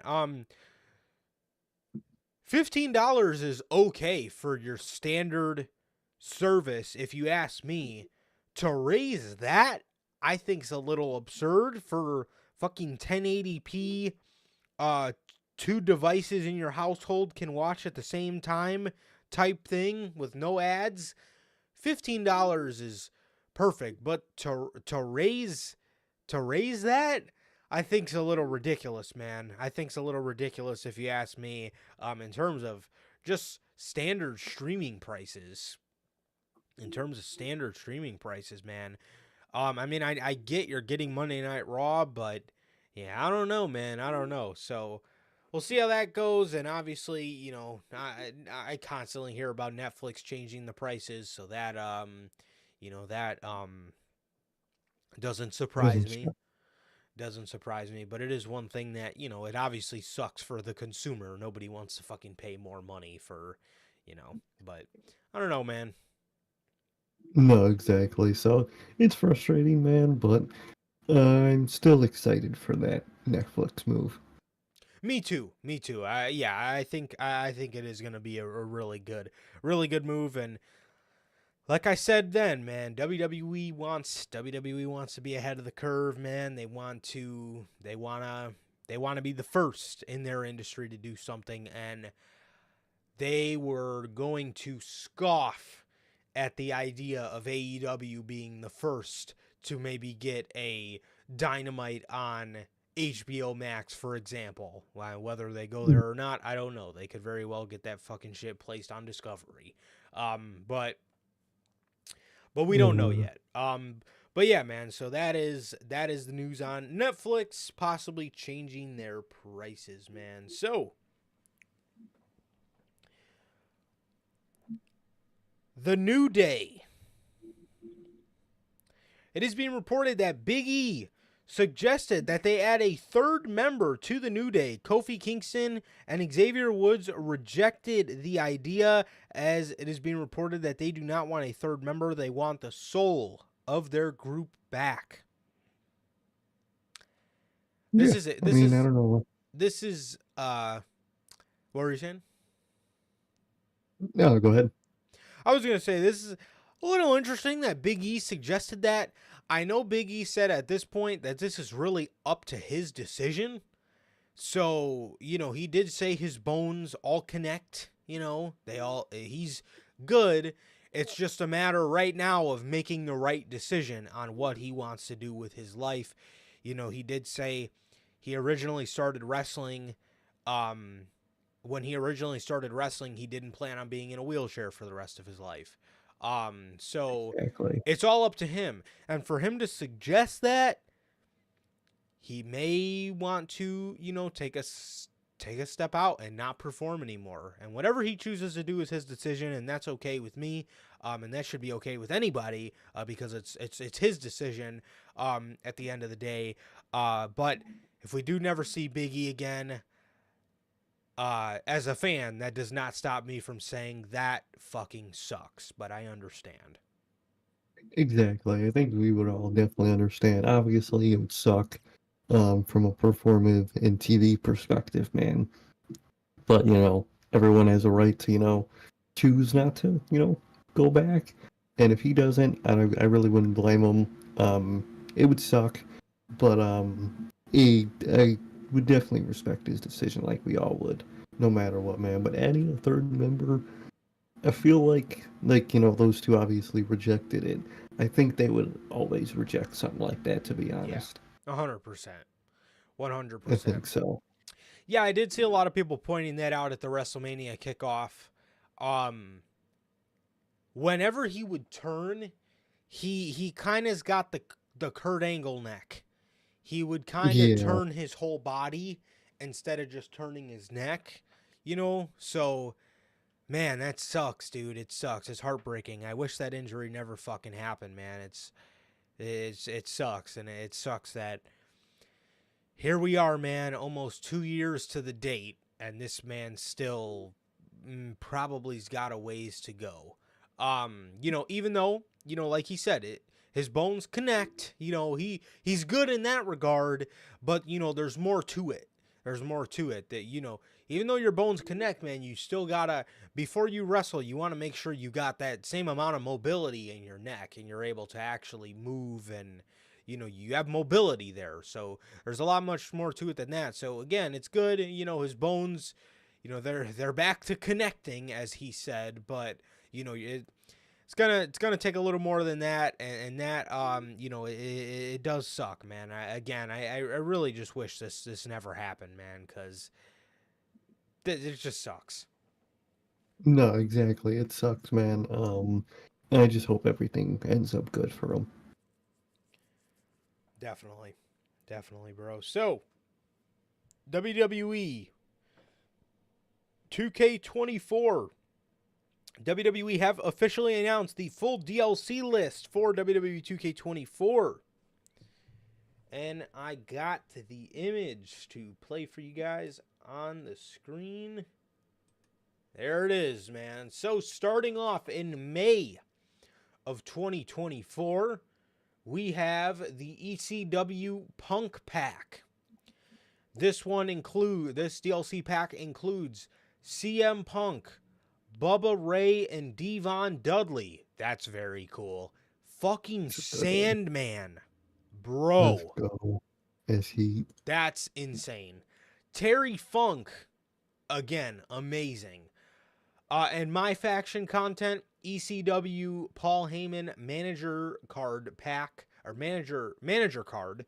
ECW Paul Heyman manager card. I'm assuming this will probably be Paul Heyman in his trench coat. So that'll be kind of cool. And Superstar cards. The next one is the Post Malone and Friends pack. This is June of 2024, obviously. Post Malone, Sensational Sherry, Mosh, Thrasher, and the Honky Tonk Man. And a Jimmy Hart manager. And my faction content. And in July, we have the Pat McAfee pack. We have Pat McAfee, playable co-hosts. Stay tuned for more info. I don't know if this is his co-host on his channel. I don't know, or his podcast. And then my faction content, co-host manager cards. Stay tuned for more info. In August, we have the Global Superstars pack. This one includes Jade Cargill, Nia Jax. Kind of surprised she's not in the base game. Well, when did she come back? Oh, that makes sense. She did come back in the fall. Michelle McCool, Carlito, Kairi Sane, Lyra Valkyria, Dragon Lee, and my faction content. And the last one in November of 2024, the WCW pack. Sting. No, I'm just playing. Got you all there. I know. Another, yes, no kidding. A WCW pack that doesn't include Sting in it. What do you know? But hey, contractual obligations, right? Diamond Dallas Page, the Iron Sheik, Mr. Perfect, Great Muta. That's pretty sick. That's cool. Lex Luger and my faction content. So, yet again, more my faction content to end off the DLC pack. So these are some great DLC packs. I'm not going to lie. These are very, very good DLC packs. I'm messing with them, man. I like them a lot. And I'm excited for this year's 2K is like, holy shit. I think these motherfuckers maybe could be getting a wrestling game down while absolutely letting their basketball game go to shit. It looks like it, man. After NBA 2K broke this man's heart last week, I think that statement might be true. Yeah, but that broke the community's heart. I can't tell you how many fucking YouTubers I see making I'm done with NBA 2K videos. Like, it's insane this year, man. Shit's wild. They really flipped the switch. Yeah, seriously. Seriously, man. That shit peaked in fucking 2015 and 2016, bro. God damn, those fucking 2Ks were amazing. Exactly, man. But I'm excited for 2K this year and excited for those DLCs, man. Punk, Sandman, all those guys. Shit really does sound fire. Yes. That I was talking about NBA 2K peaked in 15 and 16. But WWE, I would say, peaked in 18 and 19. I think those were the 2 years that were good. We're back. Yeah. So yeah, man, but honestly, man, yeah, those DLC packs look great and they look like they're finally starting to fucking get a grip on the wrestling games, man. Shit's insane. Look at that. And it actually looks I'm gonna get it when it drops. I can't believe I'm saying that about 2K. I haven't said that until 19, I think. Yeah. Definitely, man. Yeah, 5 years. Holy fuck. Shit is insane. So, with our final WWE story today, WrestleVotes reports that SummerSlam 2024 could take place on August 3rd in Cleveland, Ohio. And then with that, Fightful Select is reporting, as they hinted months ago. WrestleVotes, talked about, they say in their tweet here, Sean Ross Sapp hinted months ago, I'm told that through WWE sources, WWE is close to finalizing a deal with the Cleveland Browns Stadium to host the event Saturday, August 3rd, and a formal announcement should come in April. I would have much preferred the Cleveland Browns Stadium, which is what they're doing here, rather than just some random,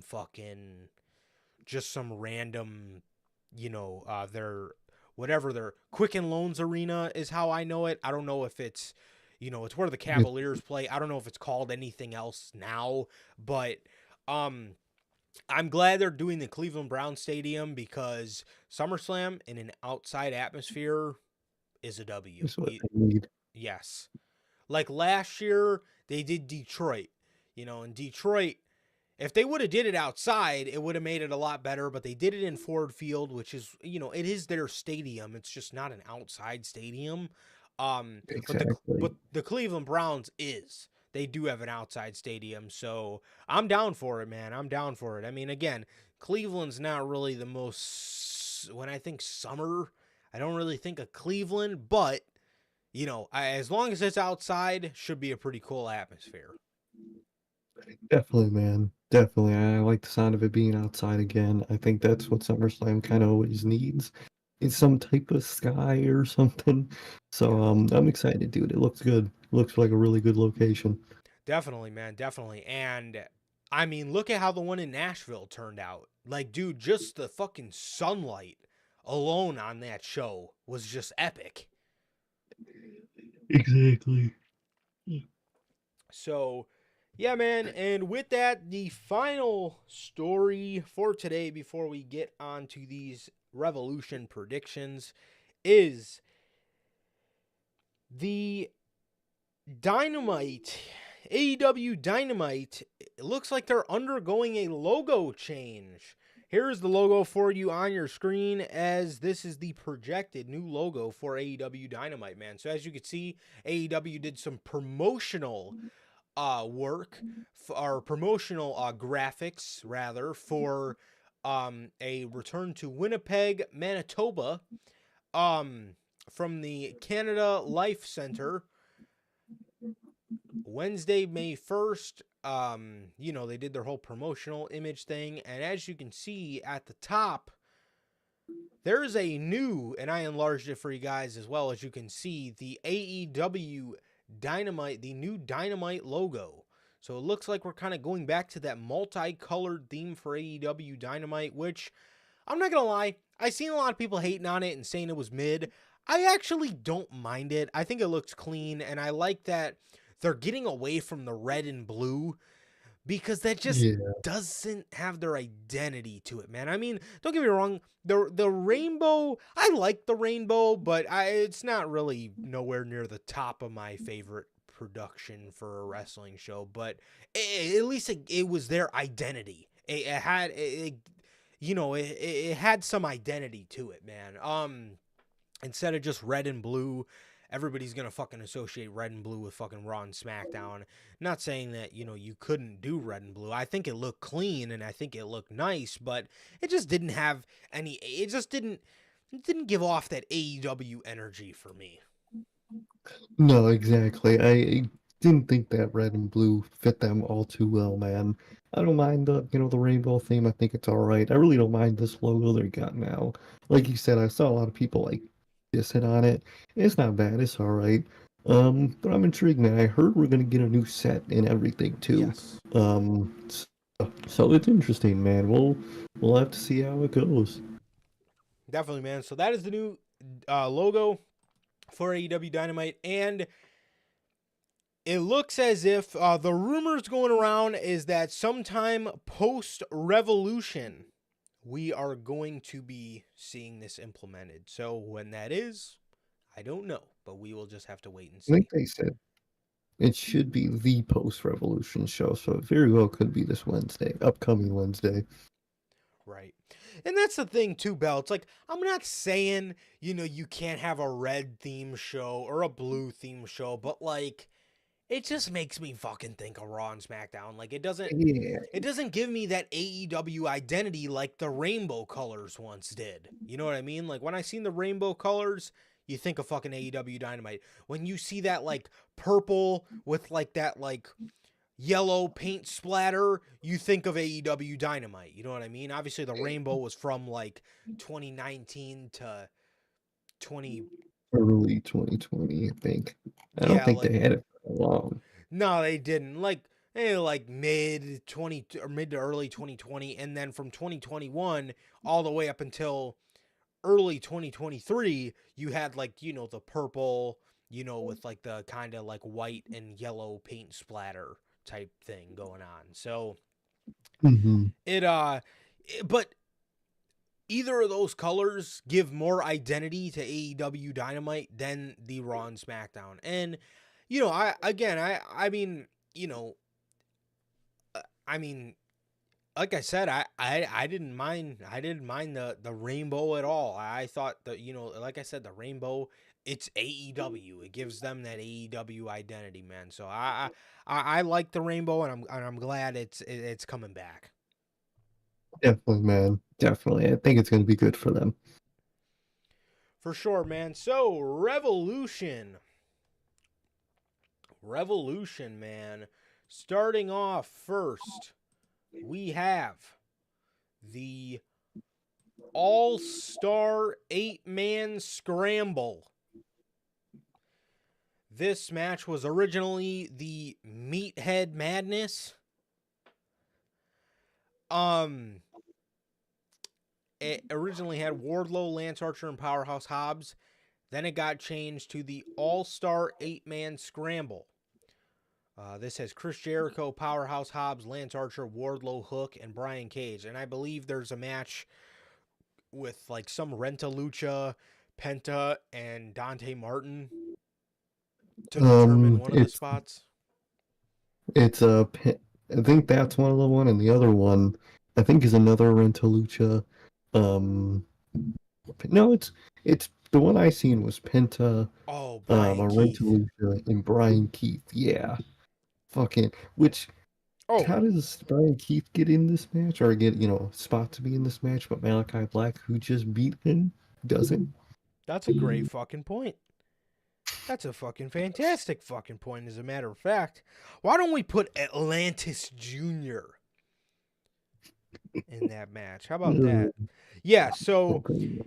Okay, so it's Penta, Brian Keith, and Dante Martin in a qualifying match for the All-Star 8-Man. And then... Yeah. All-Star 8-Man Scramble qualifier. Again, Magnus versus Matt Sydal. Are you fucking serious, man? Magnus versus Matt Sydal. I thought he was out the company. Might have been hurt. Fucking hell. This one's going to... Yeah, this one, for me, I'm going to predict Wardlow. I mean, those other two spots are just absolutely infuriating, bro. Bro, why the fuck, like, Jay White's not on this pay-per-view?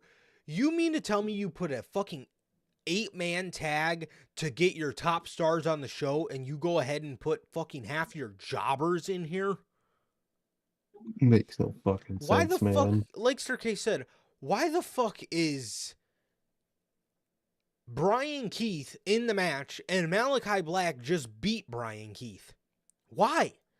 What did Dante Martin in Pentagon and Brian Keith do to fucking earn a shot at a potential AEW world title match? And let alone those three, what the fuck did Matt Sydal and Magnus do? Who the fuck is Magnus, bro? He's one of their fucking Renaluchas, man. It's just infuriating, dude. It's gonna be a Wardlow win, but at this point, you might as well just kept the Meat Madness match. Yeah, seriously, bro. Wardlow's gonna win here. I'm assuming they're just doing this to have Wardlow run through the whole field, and yeah. Yeah, Chris Jericho just lost to Takeshita, and he beat Atlantis Jr. on Dynamite. Atlantis Jr. Hook just lost to Samoa Joe. Lord only fucking knows what Brian Cage has done. What the fuck has Lance Archer done? And Powerhouse Hobbs has walked around shirtless with Don Callis. Literally. And he's None getting of them done nothing. Fucking Christ, man. What is your win-loss record for? What? I mean, come on, man. Get a fucking They grip. haven't even posted it. See, at this point, what this could be used for, you could use number 6 through fucking number 12 or 14 to determine the 8 men that are in this match. Literally. You've done it right there. Easy out. Nope. But no, because you only have up to number 5 for your rankings. So you can't do that.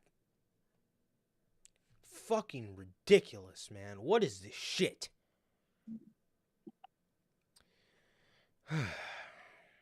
Again, this is why rankings don't fucking work. Nope. I don't know how many times I have to fucking repeat myself when talking about these fucking goddamn rankings. They obviously put Wardlow in here, hopefully to have fucking Wardlow actually beat some actual competitors. Wardlow 2 years ago at this show won the Face of the Revolution ladder match, and he is the face of bad booking in AEW. That's the only face he won. It's telling you, man. Dude is the literal face of it. You look up bad booking in AEW in the fucking dictionary, Wardlow's fucking face comes up. Wardlow's winning this match, and what the fuck is that PNG image? I mean, what the hell is that render of him? He looks like he's wearing a fucking skunk tail on his head. I mean, come the fuck on, man. This dude. And another thing, now that Logan reminds me, why the fuck isn't this the Face of the Revolution ladder match, which gave you, which you could have just, I know it was normally a fucking match of the TNT title, just make it a shot at the world title. I said, oh, fuck it. I don't get it. It actually should be a fucking, it should be a grab the brass ring and get a shot at whatever championship you want title match. Mm-hmm. Curvin, bro, what up? He says, do you think AEW Curvin needs a brand split to fix the roster? Absolutely, 1,000 times yes. 1,000,000% they need a fucking brand split, man. We've been saying that for years. Collision is useless. Fucking, they just do the same shit they did on Dynamite. Split the rosters, make each show feel different like you did when CM Punk was there. Was he the only one there who had a brain? Apparently. Was he the only, like, you need the shows to feel different for Collision to succeed. And Collision succeeded when CM Punk was there. I mean, come on, man. Split the rosters. Please. This fucking company infuriates me sometimes, dude. Jesus.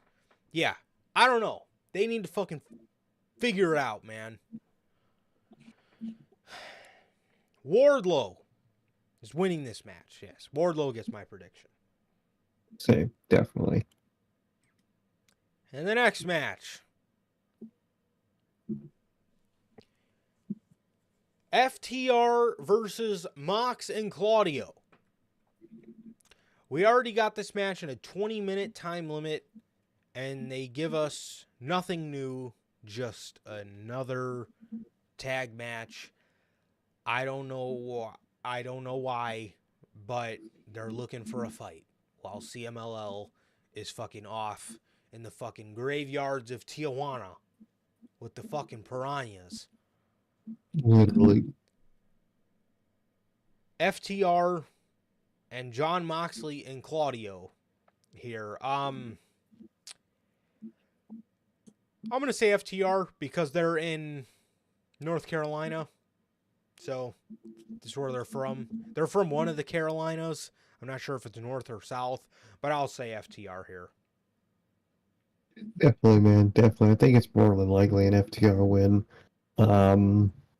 Yeah, it's a match. I feel like I'm reviewing a Dynamite with that one, but it's a match. Definitely. And the next match, Christian Cage versus Daniel Garcia for the TNT Championship. I'm going to say Daniel Garcia by way of Adam Copeland fucking Christian Cage out of the championship. So I'm going to go Daniel Garcia. I hope so, man. I really hope so. I'm gonna say Christian just because you never know with AEW, but I hope that happens, man. I really do.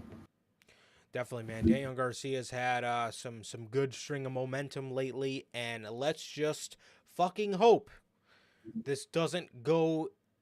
Let's just hope we don't take 10 steps back with the TNT Championship, and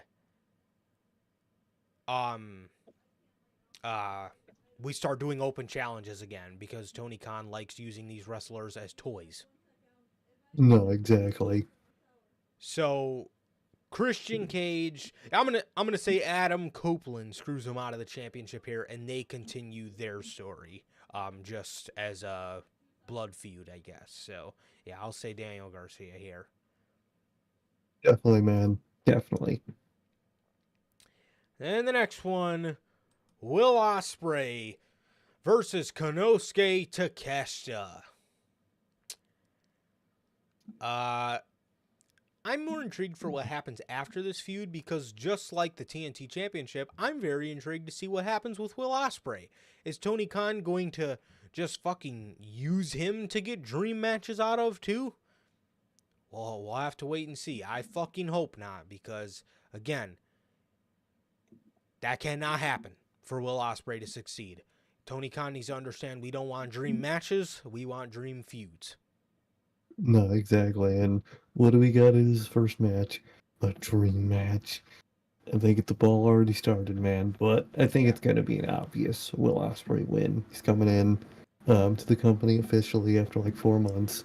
But it's going to be a Will Ospreay win.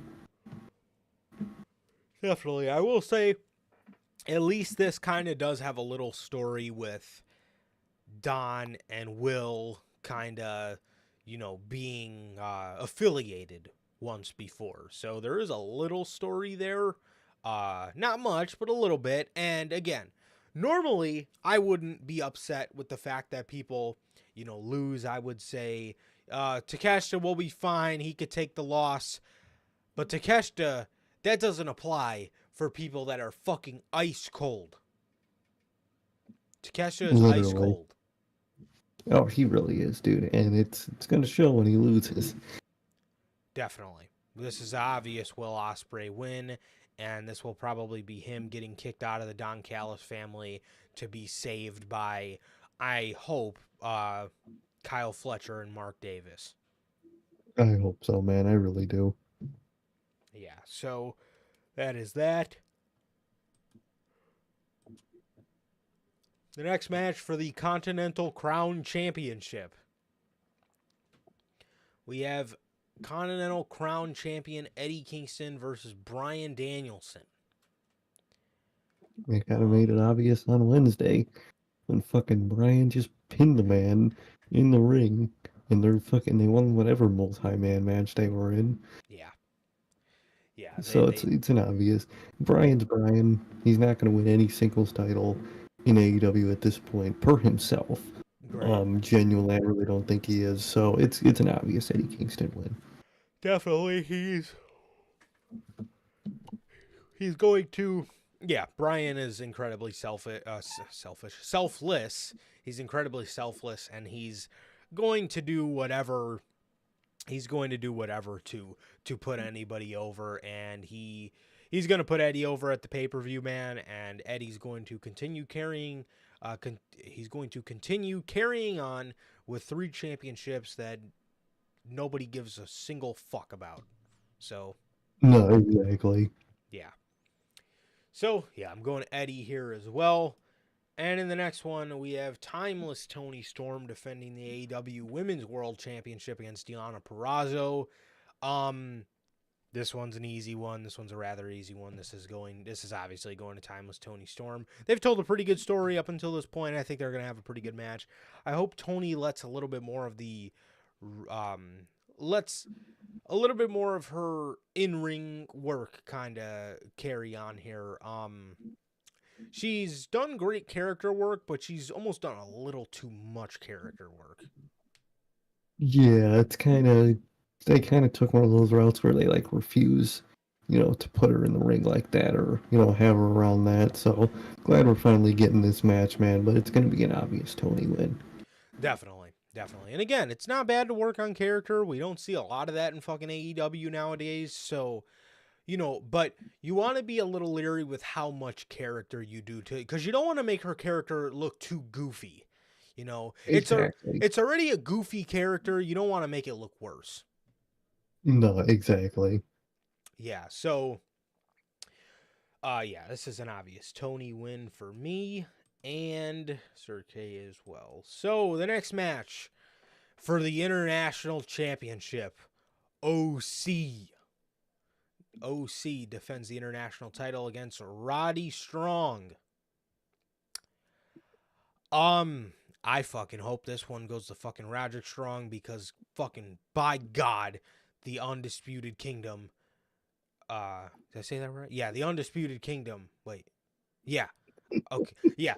Okay, the Undisputed Kingdom fucking needs some legitimacy behind them. And if Roddy loses to Orange Cassidy right here, the group is dead. The group's already fucking got one foot in the grave. But they need some legitimacy. They need to look somewhat like a threat. And Roddy needs to beat Orange Cassidy here. And if not, this group might as well already fucking break up. Exactly. I'm with Bell. I really wouldn't be shocked if it's OC, but it's got to be Roddy, dude. I'm sick and tired of Orange Cassidy, dude. Give me a break from the fucking guy. Yeah. And the next one for the AEW World Heavyweight Championship, the triple threat match between Samoa Joe defending the championship against Hangman Adam Page and Swerve Strickland. I don't like that they're transitioning Swerve into a babyface already. Not a fan of it. Yeah, they're doing it too fast. This man Tony Khan does not know when to properly change people. Yes, and Hangman as a heel, I'm also not a fan of right now either. Like, normally I'm not one to say, like, people don't want to boo him, so don't turn him heel. Like, yeah, make them hate you. No, exactly. But just this version of Hangman and the way Hangman acts as a heel, he just acts like an entitled loser. Like, exactly. I love Hangman. I do, but I just don't really like him much as a heel. And like, that's what attracted people to Swerve was his dastardly heelness. Meanwhile, like, he's a dastardly heel, but he's so cool, calm, and collected. He just moves like a fucking boss. He just does what he does, and what he does happen to be breaking people's home and give their infant child a piece of his merch. But like that was the cool part. He was just it was like nothing to him. He just did it because he felt like it's what he had to do. Right. So I don't know. I like Swerve better as a heel, and I like Hangman better as a babyface. In this version of Hangman, it's okay, but like I said, he just kind of just comes off like an entitled loser. You know what I mean? I get you. Yeah, he just, I don't know. I'm really not rocking with it, to be honest, bro. I'm not rocking with it, to be honest. I liked the roles much better as Swerve, as just this guy who's coming for the top spot, and it just looks at it as business. But in the same time, he's dastardly. But at the same time, he's quiet, and like I said, he just moves like a fucking boss. Like I don't think we're really ready for him as a babyface yet. I think heel Swerve and babyface Hangman had a little bit more in the tank, for me. But I'm not writing heel Hangman off yet. I'll wait to see it evolve. But as far as Swerve is concerned, I think he had a lot more gas left as a heel. I don't think we're ready for him to turn babyface yet at all. He needed to be in the main event at least a fucking year or 9 months as a heel. He's been in the main event since his feud with Hangman that started in October? Yeah, it's definitely too soon to turn on babyface, dude. It's just classic Tony Khan changing people too soon, man. It really is. I wouldn't say the fans are ready for Swerve to be a babyface. I would say the fans fucking are ready to dance with Prince Nana, but that doesn't need to change the context of Swerve's character yet. No, exactly. You could have him, recognize that the fans like him, but still do what he does. I mean, it works all the time. Right. I never understood that argument. Look at Roman Reigns. There was a point. There was a point in the Bloodline stuff where, in the beginning of it, these guys the whole group could have turned babyface, 100%. Yeah. And there was multiple times throughout the stories where even Vince wanted Roman to go back to being a babyface, but Roman said no. Hang on to that heel character and let it transcend you into... It'll only make him a bigger babyface when the time comes, but I don't think Swerve's... I don't think we're ready for a babyface Swerve run at all. I don't think so. I think just because the fans, cheer him and sing to his theme song doesn't mean his character's in that stage yet. I don't give a fuck what the fans are, if they're cheering him or if they're dancing to his song. His character arc is not at that point yet. No, exactly. I think he needs to stay a heel, and I don't think he's going to stay a heel. I don't think so either. Look at MJF. Look at MJF. If this man would have turned heel and right after the feud with CM Punk, like people wanted him to, I'm not saying he's not ready to play a heel. I'm saying his character arc is not at that point yet. There's still more in the heel tank. No, exactly. He's ready, obviously. He can do it. I'm not saying he can't do it. I'm saying his fucking character arc is not there yet. It's not there yet. Hangman's, I can see that argument because he's been through so much failure as a babyface. But the heel that they're having him play, the heel that they're having him play, I'm just not, again, right now I'm not a fan of, but he,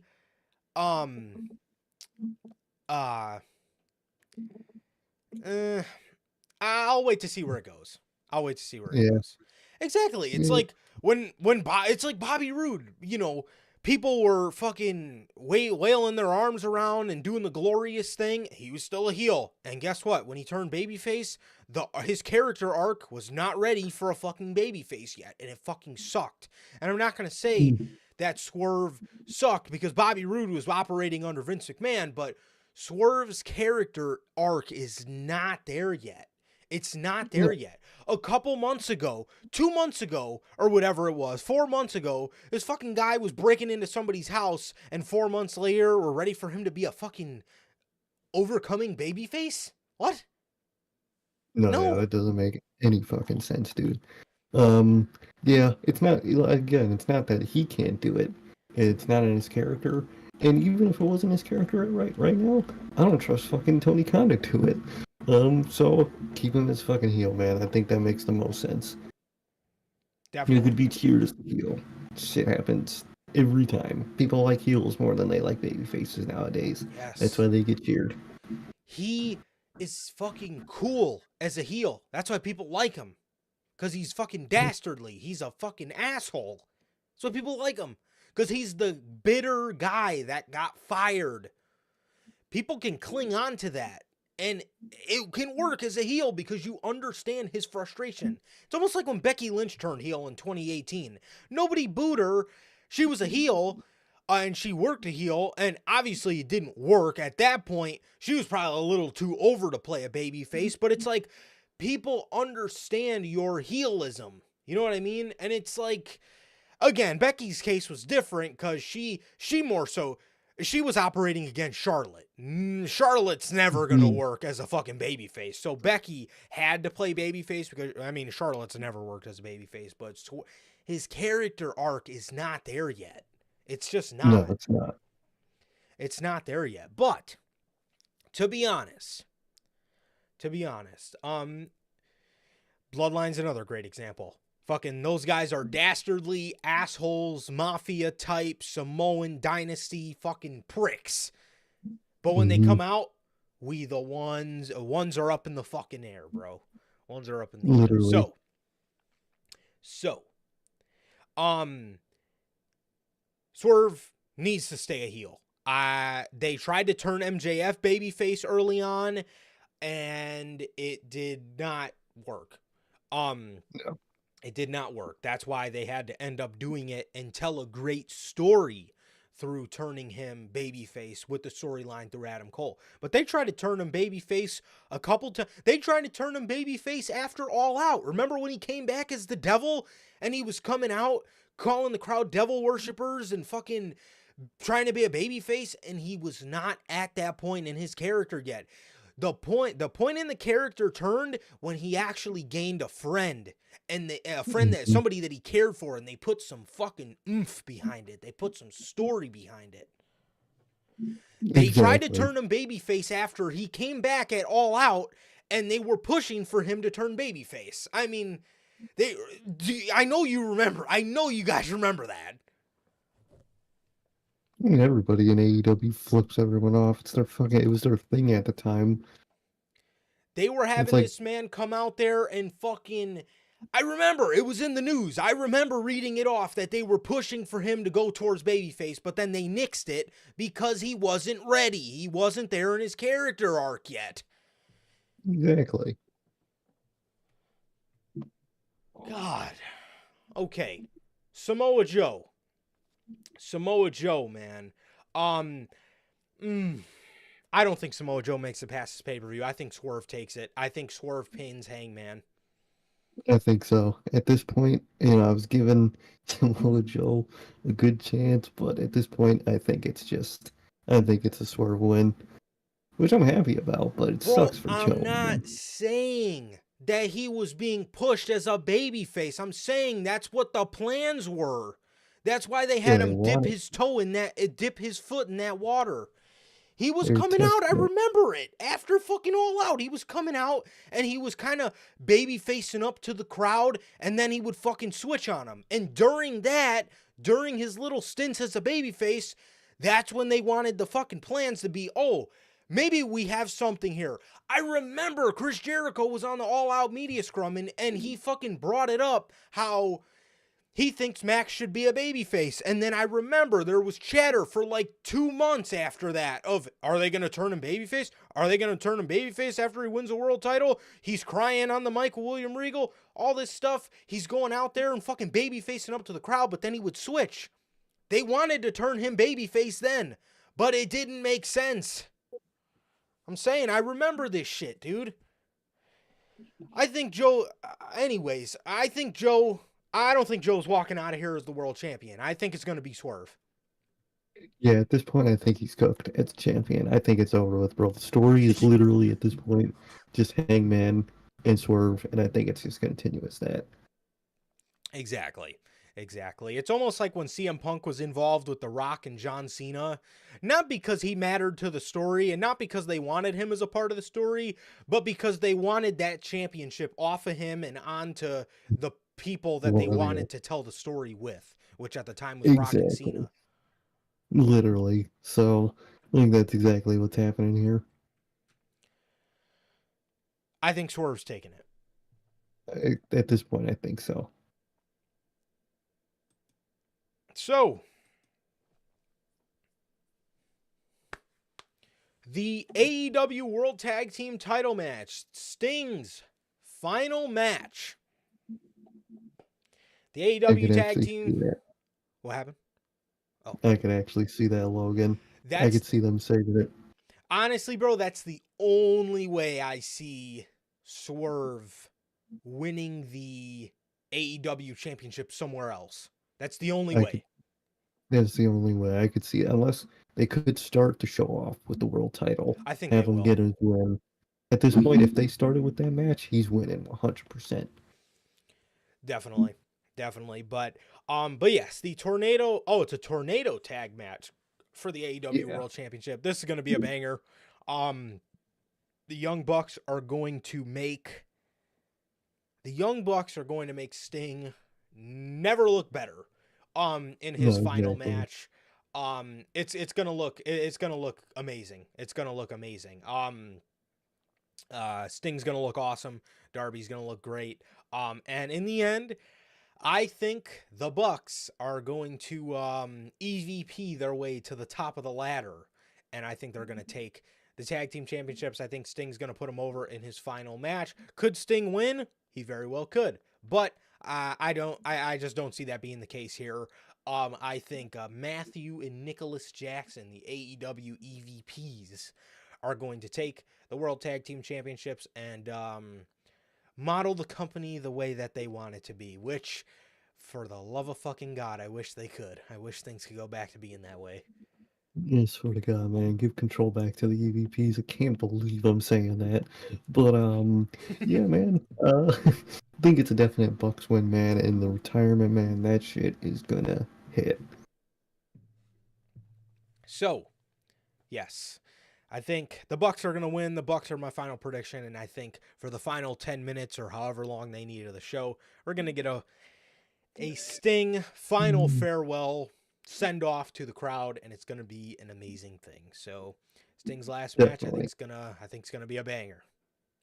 100%. I think it's gonna be phenomenal. It's gonna be sad, and I can't wait. Definitely, bro. So, those are your predictions for Revolution. Thank you guys so much for joining us on this amazing, amazing episode of the Notorious Heels podcast, man. This has been episode 203. And with that, ladies and gentlemen, that is going to do it for this edition of the Notorious Heels podcast, man. Again, this has been episode 203. Thank you guys so much, everybody who came out, man. Logan, Bell, Durante, Pops, Curvin. Thank you guys all for joining us, man. It's been an amazing episode. Thank you guys so much, and it has been always a pleasure for my Johnny Mayhem. And Sir K. And that is going to do it for this edition of the Notorious Heels podcast. Another great edition of the news.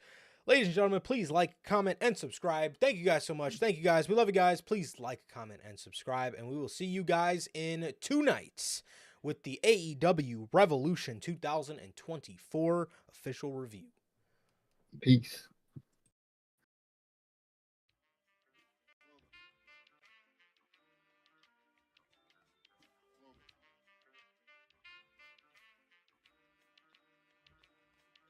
I used to get pills on the bitch. Now I throw shields on the dick to stop me from that HIV shit. And niggas know they soft like a Twinkie fillin', playing the villain, prepare for this rap killing. Biggie Smalls is the illest. Your style is played out like Arnold, and that's what you talking about, Willis. The thrill is gone, the black Frank White is here to excite. Throw dick to dice. Bitches are like I'm brainless, guns are like